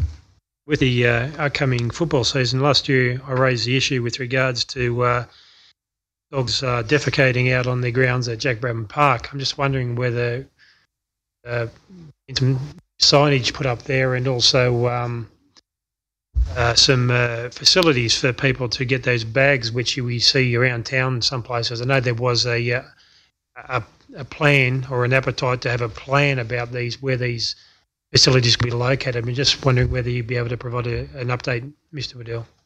Through Mr. Chair, I can do updates as soon as you raise that. Soon after we had signs made up and they've been installed. And we also had a ranger blitz soon after your motion came into. We should do that again. Thanks for reminding us. On the subject of doggy poo bags, I plead ignorance, Mr. Companion Animal. Sorry, I didn't attend the meeting. Whether there's doggy poo bags. Grab them. I don't walk my dog there. Okay, and I don't believe there is. I don't think there's no dispensers there. Oh, right. Thank you, Mr. Chair. So, we might do that. Dog-free area. Grab them, yes. Have on a leash, can you? No. Just on the matter of the use of Brabham as a leash-free area, I had a member of the community mentioned to me that there was a lack of leash-free areas, and I did advise that council was looking at it and encouraged him to get in touch with or perhaps even join the Companion Animal Community Committee. But I mentioned to this resident that there's a fantastic site, a dog leash-free area just a little bit further out of town at Bloomfield Park. And he had never been there. So perhaps in also consideration of discouraging people to use Brabham, there can be encouragement of people using Bloomfield Park. I must commend the presentation of that site is fantastic. The signage, the paths, there are always doggy poo bags there, and with my new dog regularly I run out. So it's very well set up, and I'd commend council staff on the management of that. But I do perhaps suggest we could encourage people to use those areas rather than provide bags at a site we don't want them to use. Chair, just one really quick one. Is Rywena being used again in the off-season?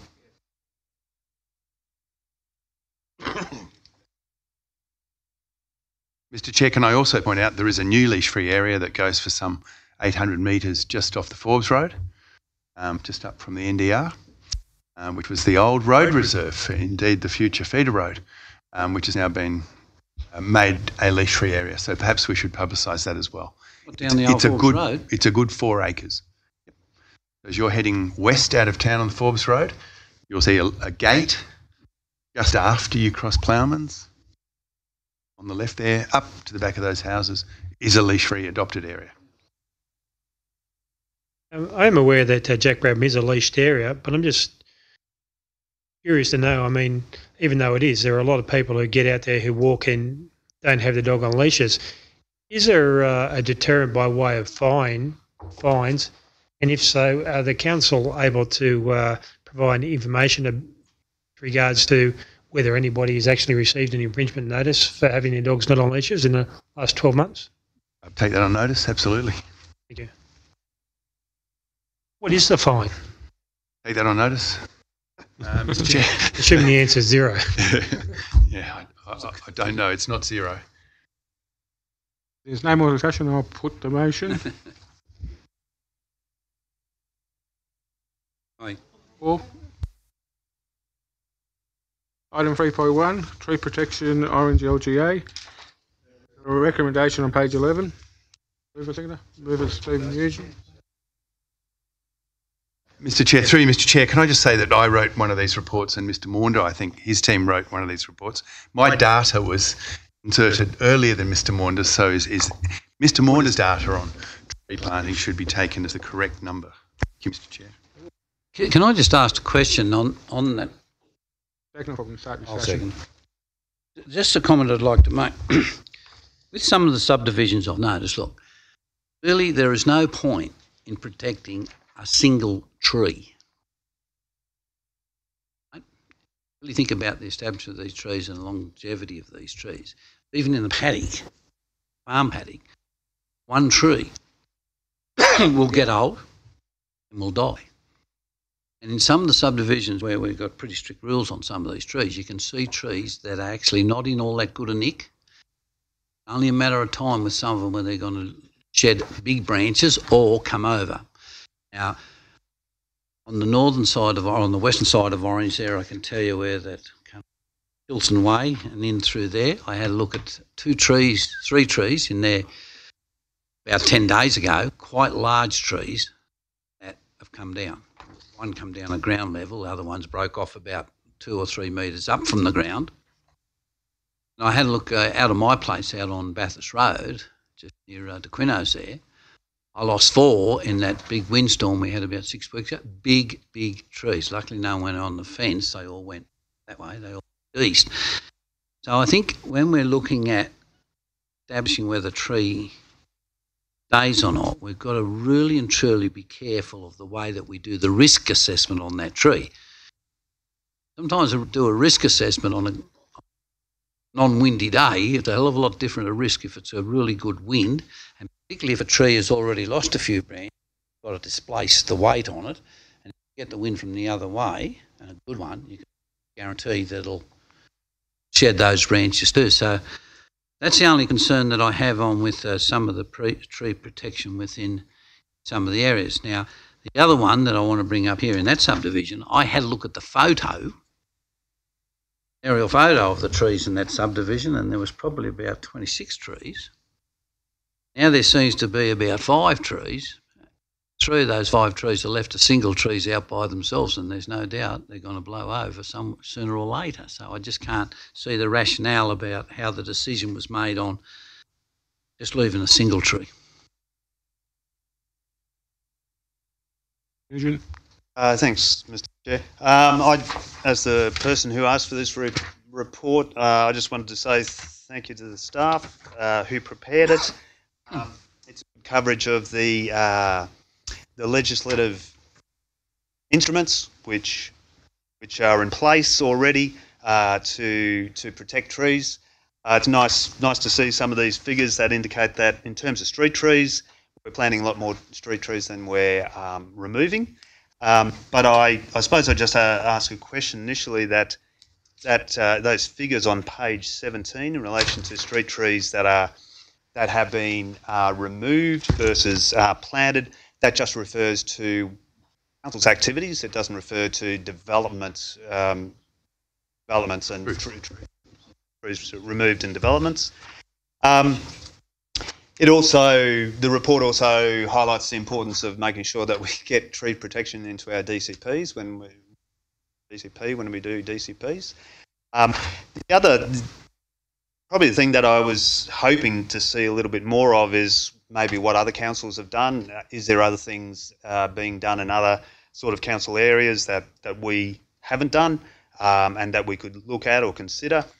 I am interested in the idea of the tree bonds, and I'm wondering whether we could get a follow-up report, a short follow-up report talking about how tree bonds might work.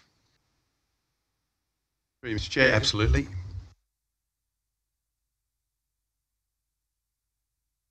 No more discussion, we'll put it to the vote. Aye.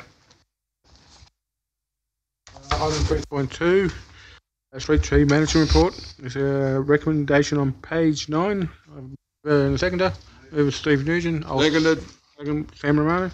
Just in this area, now we're looking at budgets and so forth. I really think that somewhere down the track, this is where we need to absolutely look at whether we can resource this better. Over the last decade in particular, we've got an incredible amount of dieback in tree trees, particularly ash trees, claret ashes and your golden ashes and a number of others. And it's a hell of a lot of work, and I just don't think with that team there, I reckon just with that team there, they could be going flat chat for 10 years to even scratch themselves to catch up with what we actually have.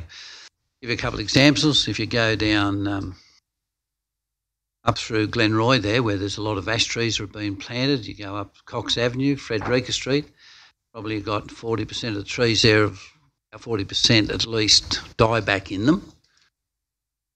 Others areas in the city, I just had a look at Weari on the weekend. If you just turn left and go into Weari Circuit there, go around, the first thing is a dead claret ash tree, quite a large one it's not on the property, it's out on the footpath. So in saying that, I think that we somewhere along the line have got to seriously look at, now we've got to look at our level of service, but I think the longer we put it back, the further we're going to get back with our trees, because one team leader, two others, and an horticultural assistant, particularly with the rules now when they go up and if they had to drop a tree, our blokes up there holding flags and do this and do that and all the things to get one tree down is quite unbelievable to what it used to be. And I think it's something that needs, seriously in this stage wouldn't mind seeing a report come back from that team, some timelines on how they can see how they're going to get on top of it. Because they're all good operators, but they're just terribly under-resourced. I would like something to come back from them just saying, well, really looking at, say, a year, 3 years and 5 years, where they could say we could be, particularly with the trees, one would have to come out or the ones that need back severely. Now, I'll give you another example you've all probably driven along. Come along Gardner Road coming on to down on Woodward Road, all those callistemons there, the bottle brushes. You have a look at those bottle brushes. The ones in front of two places where the people themselves have pruned them right back have come back and look fantastic. All the other ones haven't been pruned back because ours, one that were pruned back too, are really, really suffering and haven't got the chance. Have a look at those. Now, just in those, there would probably be 20-something. Systems just in there, and that's a lot of work for them. Just, I don't know, that would just take them. That's just those. But the ones that have been pruned back, others are not, we might lose. Let's make an executive decision. Ask the General Manager to put a few more people on, or get us a report to see if One point of order, we're in a budget process at the moment, aren't we? Okay. Middle of a budget process where we're looking at some of those very issues. Yep, good on you. Just asked to look at it. My question on the budget process too. I noticed in here the good report on the trees that are dead and alive and happy. But what about the suckers on the trees? There's nothing. Those. It's that I gather that's scheduled for quieter times with all the down, but Need to check the works program.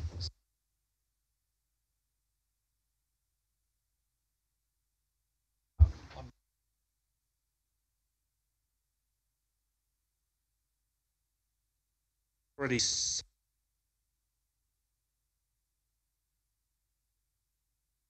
Can we just have back, do they plan to do anything with those investments?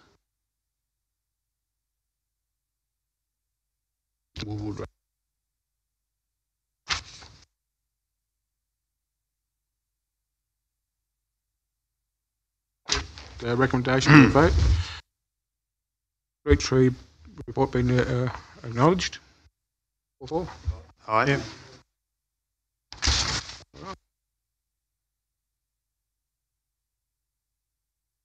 Councillor Nugent. Oh, just on 3.3 now? Yep. Sorry, Mr. Chair. I'd just like to move the recommendation, but with a second part to it. The current recommendation is that the report, which is a good report, on the day of our recycling initiatives be acknowledged. I'd like to move a second part that council sign up to the local government New South Wales campaign, Save Our Recycling, that we sign up to that campaign. I think we're already part of it. Are we? I think we are through NetWest. Yeah, we Through are. NetWest? Yeah, we're already. So is NetWest a member? I'll take that on notice though and just Yep. confirm that. And on Friday, it's part of the discussions for all the country mayors on Friday, where the pollies or some of the pollies there talking about. This is one of the items that's definitely agenda. Would it hurt for Orange to also be a member, an individual member, as well as NetWaste?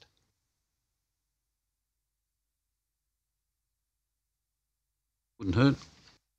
And how about I take part 2 on notice, and we'll, whether we're in or out or otherwise No, represented. we're definitely. whether on Orange individually is, because it will reinforce our commitment to the local government New South Wales conference resolution, which was passed unanimously and which covered one of our motions about waste management.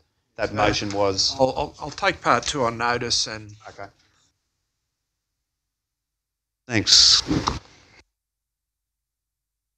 Regard to the recycling, I'd like please a report back on the actual facts of where our recycling product goes. I know that there's a terrible lot of stuff sent to Sydney, recycled material. It's I understand freighted to Queensland and put into landfill. We're paying good money to have our recycling recycled. It goes to Sydney, gets freighted to Queensland, the majority of it for landfill.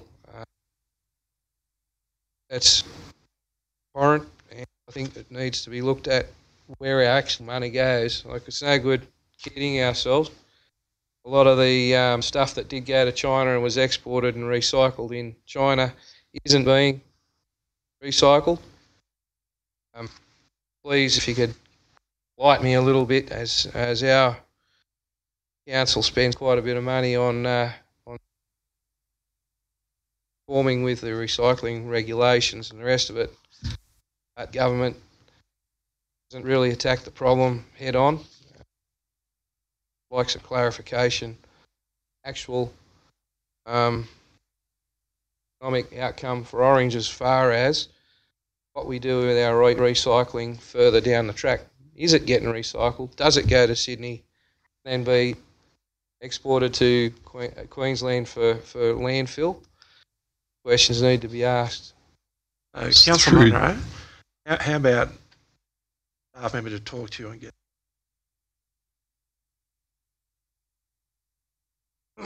Want me to answer? Councillor Munro on this one.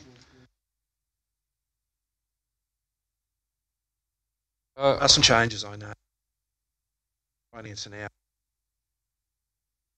Yeah, happy to put a memo together. But just as a minor update, we've already had undertakings from Visy that their product doesn't go into landfill in Queensland.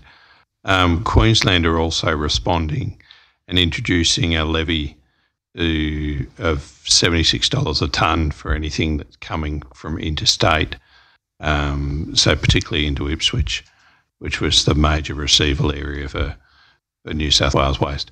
I would imagine that will now stop the waste that is generated from Sydney. It possibly won't stop the waste that's generated from the Northern Rivers area, because they pay at the moment, I believe, in Sydney a waste levy around $140 a tonne to put it into landfill in the Sydney metropolitan area.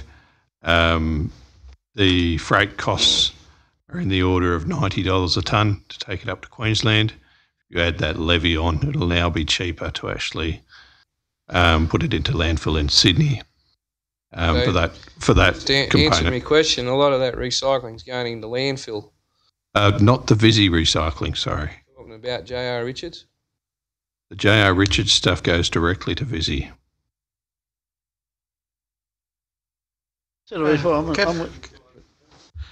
Now, Egan has discussed our recycling. Well, we've sort of jumped the gun. We needed a mover and a seconder for this before we even started the discussion. Councillor Kidd? I'm with Councillor Munro. I mean, the issue is we need to know where our recycling is going, what is actually going to landfill, and what's actually happening with it. People are paying good money in their collection of this type of stuff, and people are going to all the trouble of sorting it out and putting it away. So where's it going? I think that's very important to work what's it going. Is it going into landfill? What parts is not going into landfill? Where's it been stored? All these I will update in a memo giving clarity on it. We do have undertakings for Visy that our product isn't going into landfill, and they don't generally. They're a large recycling company in their own right, and they have a use for most of the materials that are actually coming out of that recycling stream. They were also exporting some of the plastic material through to China. I believe that stopped.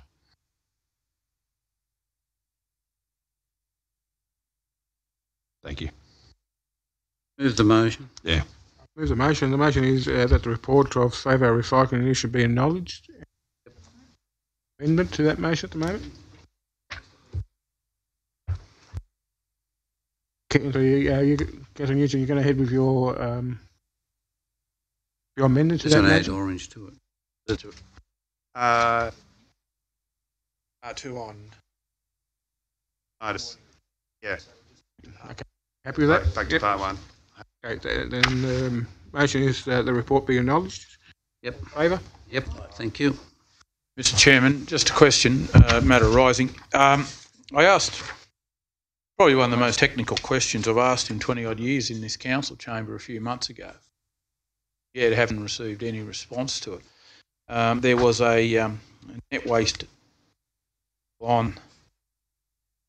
I don't know if it's still on, but it was on, and it's showing people actually recycling or putting in a recycle bin pizza boxes. Now, it's a highly complicated question, but we still have not. I circulated an update to council to that. What's the answer? Boxes can. Yes. Also, Mr. Chairman, I've had a ratepayer who was quite concerned. He is very diligent with his recycling, and he's asked for an interpretation on the cake containers. My interpretation of it was they are a PET, soft drink bottles are, and it would be recyclable.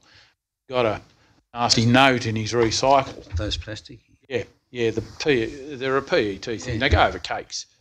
And he put one in his recycle and got a nasty note or something. Yeah, I'll take that one on notice. We'll sort that out. I know they're big issues, but they're...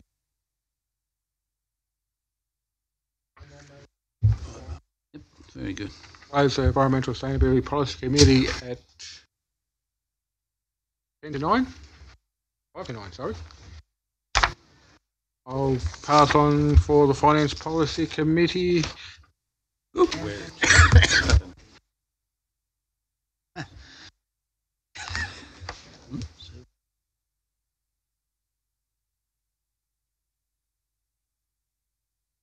Excuse me. Thank you, Councillor Privatera. I'd like to open the Finance Policy Committee meeting of the 5th of March 2019 with the time being 8:56. Does any councillor have a pecuniary interest, significant non-pecuniary interest, or less than significant non-pecuniary interest in any matter listed for consideration at this meeting? Move on to item 2.1, request for financial assistance. There's a recommendation on page 6. Thank you, thank you, Councillor Kidd.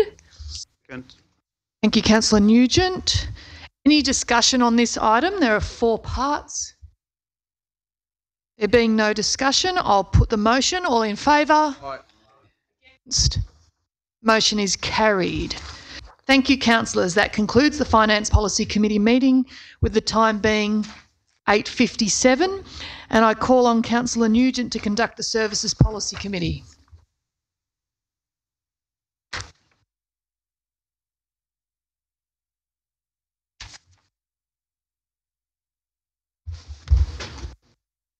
Thank you, Councillor McRae. I hope to be as quick as you were. I'd like to open the Services Policy Committee at, it's still 8:55. And meeting of 5th of March with the time being 8:55. Does any councillor have any pecuniary interest, significant non-pecuniary interest, or less than significant non-pecuniary interest in any matter listed for consideration at the meeting? Assuming not, and we'll move on to item 2.1, which are the minutes of the NAIDOC Week Committee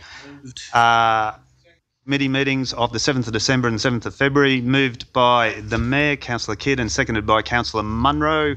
All those in favour? Oh, sorry, any discussion? I don't want to rush through, but any discussion? No. If so, I'll put the motion. All those in favour say aye. The motion is carried. Mr. Chair, could I just ask a question, please? Yes, Councillor Hamling. I didn't know where to bring this up, so I'll bring it up in your committee. If it's appropriate, Councillor Hamling. I asked that we wrote 2 letters away, one to the police commissioner, and the other one was about getting some swimming lessons, compulsory swimming lessons, maybe having Orange as a trial site with the schools. I asked that pretty early in the council term. I was just wondering, have we had any response back? I'm not sure of the answer to that, and it looks like Mr. Redmond may be in a position to answer it. Yeah, Mr. Yeah, there was 2 letters went to the Minister for Education, Oaks. Waiting to hear back, so we've actually passed those through to the member for Orangefield Donato and feedback on that. On the police numbers and the request for a meeting with the Commissioner, we've got an advice back to say that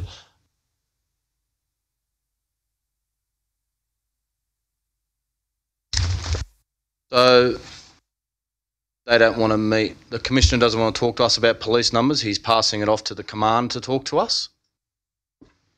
yeah, that's my understanding of the email. We could do that. How good's that?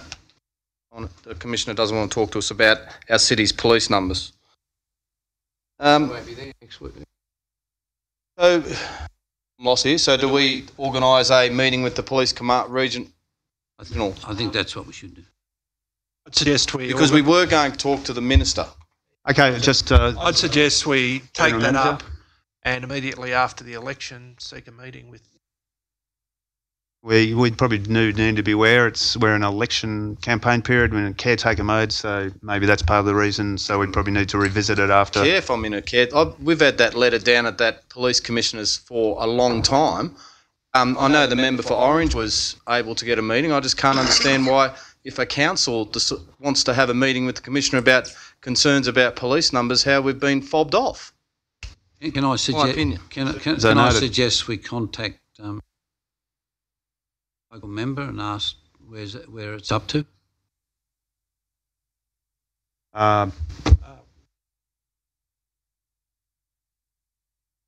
It was a resolution of council. It was passed unanimously, and the letter was sent November, December. And we've had a response, and we might not be happy with the response, but we will follow it up. And you're dead right. I'm not happy with the response. And hearing you, Councillor Hamling. All right. Any other comments? Any other discussion? Otherwise, I'll close the meeting. We have passed the motion. I'll close the meeting. Thank you, councillors. And the time is closing the meeting at 9 o'clock. And I'll call on Councillor Kidd to resume the council meeting. May I be excused for a moment?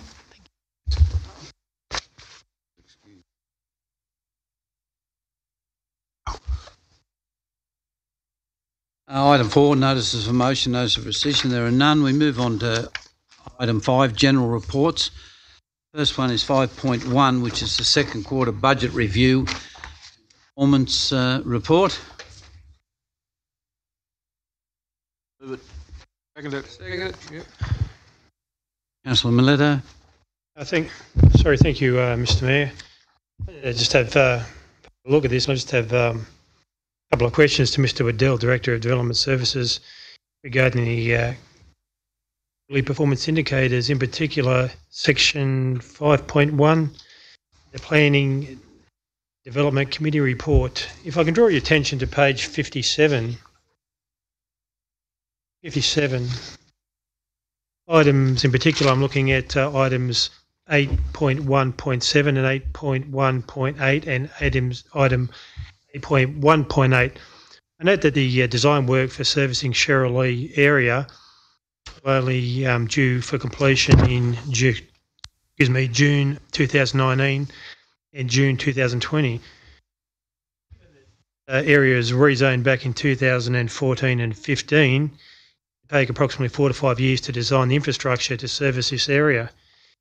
Can you please tell me how long it is going to take to build the infrastructure, and also where the building block's going to come from in the meantime? First question I have. Yes, certainly. If I may, through the mayor, just respond to that rather than the director for development.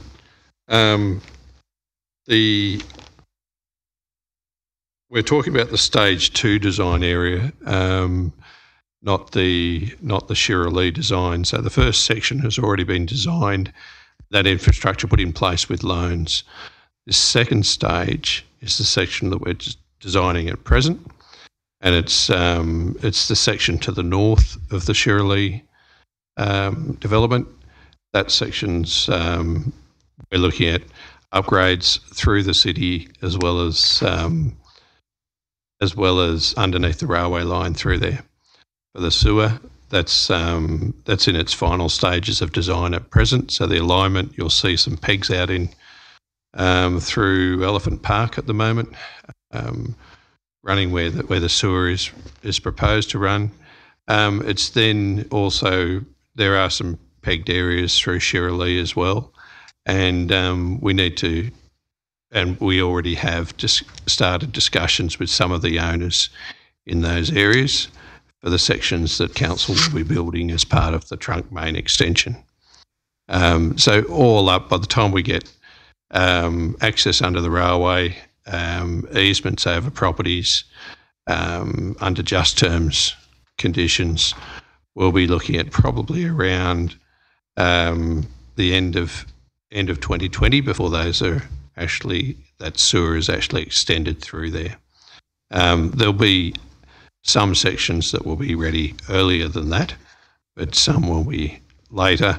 We've still got quite a number of houses that can be developed under the stage 1 section, and that includes David Fenton's development, and also the Mamone development, which is to the very south end of the Cheryl estate that's operating at the moment. So there's quite a large number of houses that represents the first probably 5 years of that development. Thank you. I can draw your attention to item 8.1.28 with regards to, in particular, construct Waratahs W8 Site 7 detention basin. I note that project not required and has been removed from the program. My understanding is that developers designed this stormwater detention basin for council in conjunction with the design of the subdivision, the parklands, where the basin sits. It is also my understanding that this basin has been part of the contributions plan for this area since 2005. I'm aware that the design constraints in the area and the designs of the road culvert system directly below the proposed basin. Could the Director please explain, so I have a better understanding, why the basin is no longer required? And the reason why I ask this question is because I believe that contractors have been called back by council staff to fix the problems the council are alleging was caused by the contractor's work.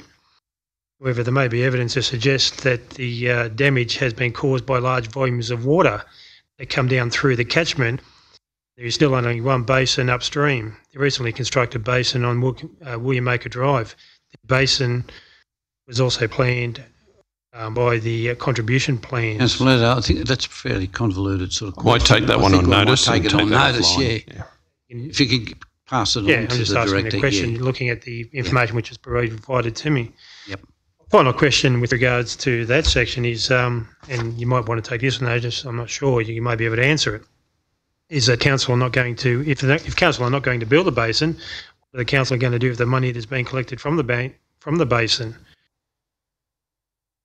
Generally, if a project is removed, those funds are distributed amongst the other projects under the Section 94 plan. And that would cover the cost underruns and overruns balancing of the projects. Thank you. Can we go to item 2.6, Cheryl Lee Development Progress Report? 2.6.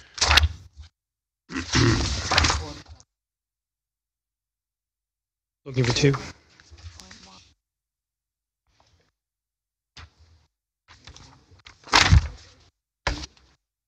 Item 2.6, Cheryl Lee Development Progress Report. What page? I was looking at this afternoon.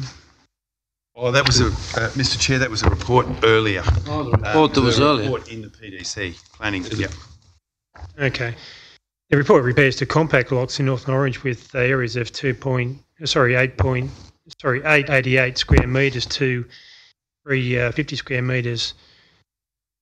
With regards to Cheryl Lee, I think it's noted that the minimum size lot in that area is 200 square metres, which would appear to be nobody wants to purchase from the discussions which I've had at the Economic Development Committee and with other people.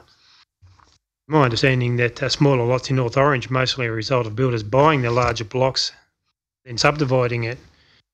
In Cheryl Lee, this option has been removed by having to have the lots within the range of a minimum lot size from A1.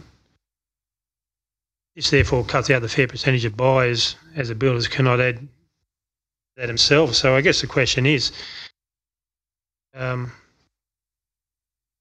guess the question to the Director is, can you please explain why Council appear to be imposing such restrictive site coverage for these sites in Cheryl Lee where it does not appear anywhere else on the DCP recommending site coverages? I'd like to answer that. Mr. Chair, I might have to take this on notice and meet the councillor. The rationale with Cheryl Lee, unlike North Orange, is there's a lot of dual locks in North Orange where people have bought a site and then chopped it up in two. We had a lot of time historically in probably the first council I was on where people would buy an 800 square block in a street, assuming everything would be 800. Subdivision occurred with the dual occupancies and they were, to their surprise, they had units next to them. In Cheryl Lee, we've tried to actually deliberately say, all right, small lots will be all in that row there. You move into the street, that's what you'll get. It won't change after that. So that was our rationale. I'm not sure I'm answering your full question though. No, you're not, but I guess we can speak about that later. I guess the reason why I asked that question is because it is my understanding that these site coverages are required by council, which are being placed, are restrictive, and there's a covenant on the title of the new lots, which in my respectful opinion, deter prospective buyers from exchanging contracts when they become aware of the proposed covenant on the blocks. Through Mr Chair, yes, we are having put on 88B instruments on those titles, requirements of the DCP. Now, yes, I guess you could have a buyer who is not aware of it and blissfully buys their block and finds out at that moment that there's a restriction, but everyone who buys a block uses a conveyancer. They use a lawyer to point these 88Bs out to them. So I would say that caveat emptor, I think they do get that opportunity to say, oh, right, there's a restriction on site coverage. I mean, the Shirley DCP is a development control plan adopted by the full council historically, and all those facets of it were known at the time to developers who go in there. Yeah, I guess if you couple that with the large setbacks required for the garage, with the standard lot being set back up in Cherylee being 13 to 18 metres from the lot topography sketches, you end up with relatively a small backyard with a lot of front space, which is different to what's occurring up in North Orange, where normally the driveways are set back 5.5 metres, so we're looking at a totally different dynamic there. So I'm just wondering about the consistency with what's going on. Well, no, I mean, I would say, Mr Chair, that it is a new development control plan. It's not designed to be consistent with North Orange. Yeah, fair enough. There was a vision there that was different to North Orange. Can I suggest in this, Councillor Mileto speak with you? Yeah, you have a talk with Councillor Mileto and take those points down. Well, can I suggest my last comment is, and I'm quite happy to speak to the Director, but I actually, as being Chair of the Economic Development Committee, I would actually a benefit in consultation with Peter, with people who are within the industry, not just with me or other councils. People, I mean, when we look at tourism, council directly consult with the tourism matters relating to tourism. I wonder why, is there an opportunity for council to consultate directly with the people who develop that industry, not only council but the builders and things like that, to get their opinion, especially given that the industry within Orange, normally fluctuates between 100 million to 300 million per year. I can see a benefit if we can do that in that space and gain from their expertise. Absolutely, Mr Chair. We can do that, but I would point out that any changes to the Shirley DCP need to come back to this council. So I'm looking forward to the future, that's all. Yeah. I'll just ask the General Manager to explain some of these. Can I request that this discussion does go offline, and if we need to bring it back, we bring it back? Because there's a wide range of issues why we did there was consultation at the time. We were trying to cause some change in behaviour, but back and forth, it's such a big thing, we're not going to get any point of conclusion. Necessarily we can do a briefing, but at the start, can I suggest that whole range of questions, the Director, sit down, have a discussion. If we want to bring it back, we can bring it back. Benefit from that discussion. Yeah. To be fair to me, and with all due respect, the information which I'm raising comes out of the report. It does indeed, but it's also a lot of discussion that would emanate from people with a particular interest in real estate who might talk about these things, which is why I'm saying there's a whole wide range of things to talk about. You're not going to get out of the information that's being put in front of you. Why I'm suggesting discussions, and it can come back if necessary. Thank you. Yeah. Any others? Well, can I just raise one? It's not really in there, but I've got to bring this up in if can.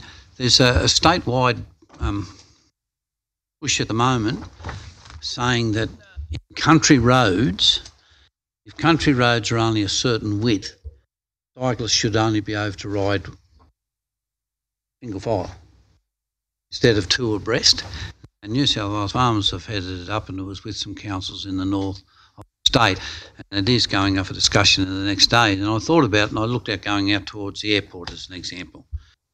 One of the roads is very, very popular, but it's not very, very wide. And if they're riding two abreast, there is absolutely no way, and on some of those corners, Will mentioned it, I was going out there a couple of weeks ago and I come around the corner and here's two cyclists. It was dark, lights were flashing, they had everything on they're supposed to have, but as I come around the corner, there was two bikes there. If there was a car there, there's no doubt I would have ran up the back of them. And that's my fault, but I was only doing about... So I think this council consider for the next council meeting, I'd like to take it forward, that on certain widths of road, it should be limited to single file, not double, you know. Mayor, can I just say something? I've been doing a bit of cycling lately, and it'd be the minority that would do that. Yeah, for sure. Most of the people that I've seen been or whatever out around the airport and Torwoods and Millthorpe and all that, they're in single file. So you know, I think it's a individual. But all they're saying is they're trying to get a statewide policy on if a road's a certain width, whether it's bitumen or you'd have to ride one abreast, not two abreast. Agree. You're mad if you ride double. Yeah. Okay. Right. All in favour of item 5.1? Against, thank you. 5.2 is upcoming conferences. Kevin, I'd just like to just make a comment. I'm happy with the resolution, but I'd like to have myself to the NGA conference. So I'd like to see us...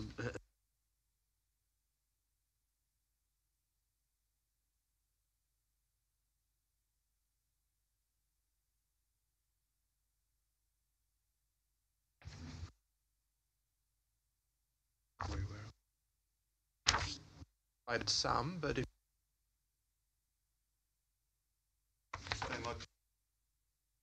Yeah, look, if anyone else... I'm not sure. Has someone moved the motion? Sorry? Has someone moved the motion? Yeah.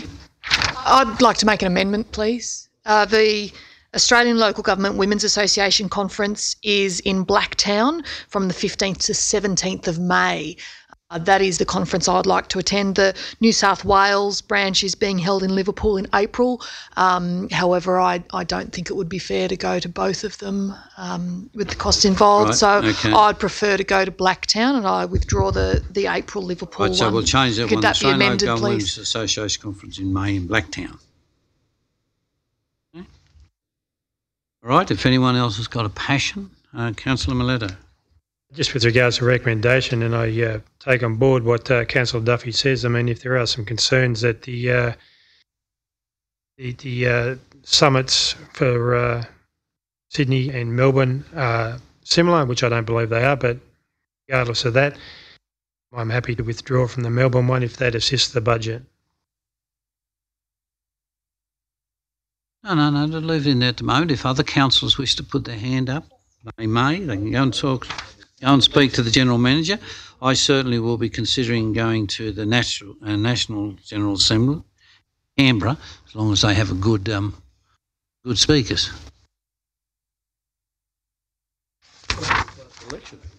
Post the elections. Okay. Someone move that. Councillor News, Councillor McRae, all in favour? Yes, thank you.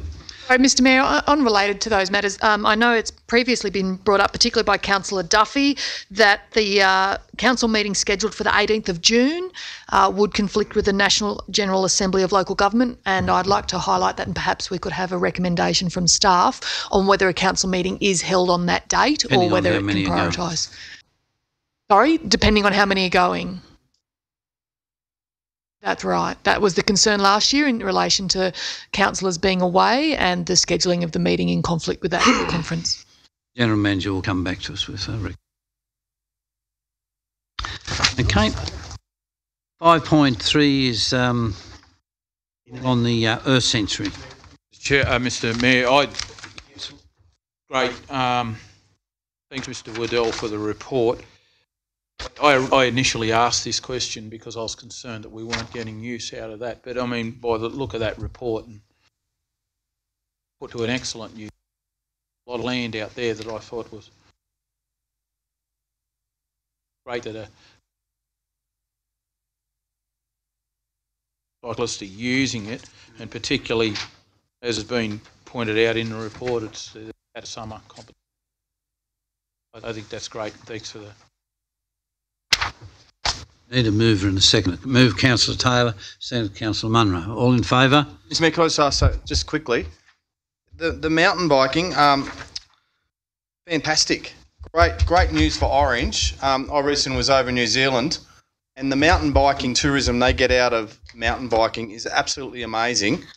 And I hope we continue and get the right answers to what we want to do out the road here, because it will bring a lot of money to Orange, a lot of money. Provide a briefing session on that. I've added it to 12th of March. Oh, okay. Yep. Hot to trot, yep. We've got mountains, we have hills. Okay, all in favour?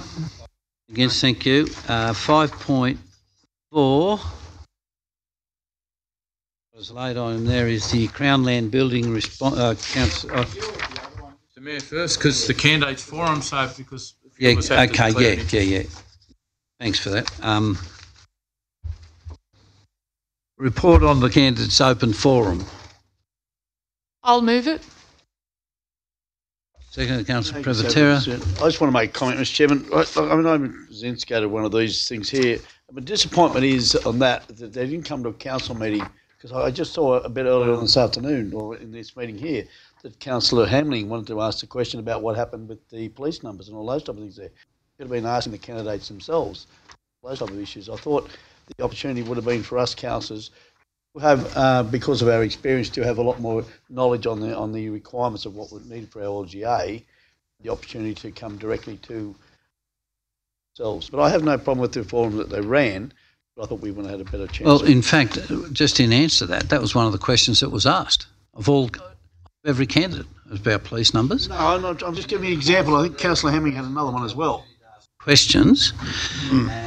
And the feedback that I've got from the several live streams that were done, and judging by the amount of people that were actually in this room, I thought it was extremely... I went to the previous one, it was in the CWA hall, and there were 3 people and 2 cats.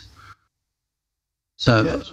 I thought it was an excellent, and I thought the staff did extremely good job. I thought it worked well with the having something to eat there, the pizzas and the drinks, and I don't think anyone went away that didn't have the opportunity of asking a question. I think a lot of people got the opportunity to ask 3 or 4 questions. So, but I do believe there are a couple of others coming up. I think EGO are putting on one in the CWA hall.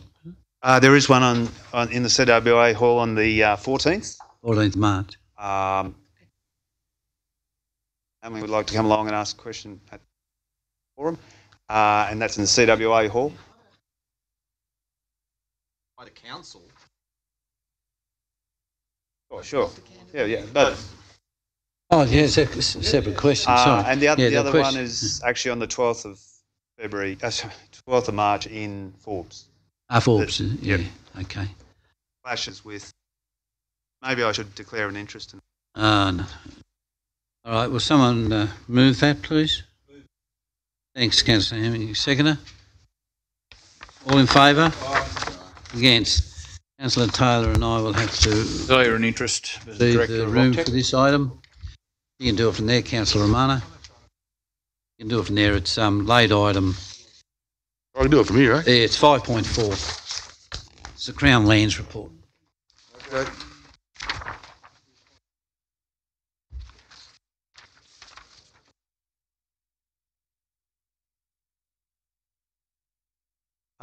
Can I just clarify that I also have an interest, but I consider it non-significant, non-pecuniary. That's why I'm staying in. Okay. So item 5.4. Who's going to move it? Do we move it yet? Sarah Munro. Yep. Any discussion? No discussion. Discussion. I think the government, if they wanted to, they could have gave us this. If they could have come to some arrangement with it, and I thought it was a fairly ordinary effort. Further discussion?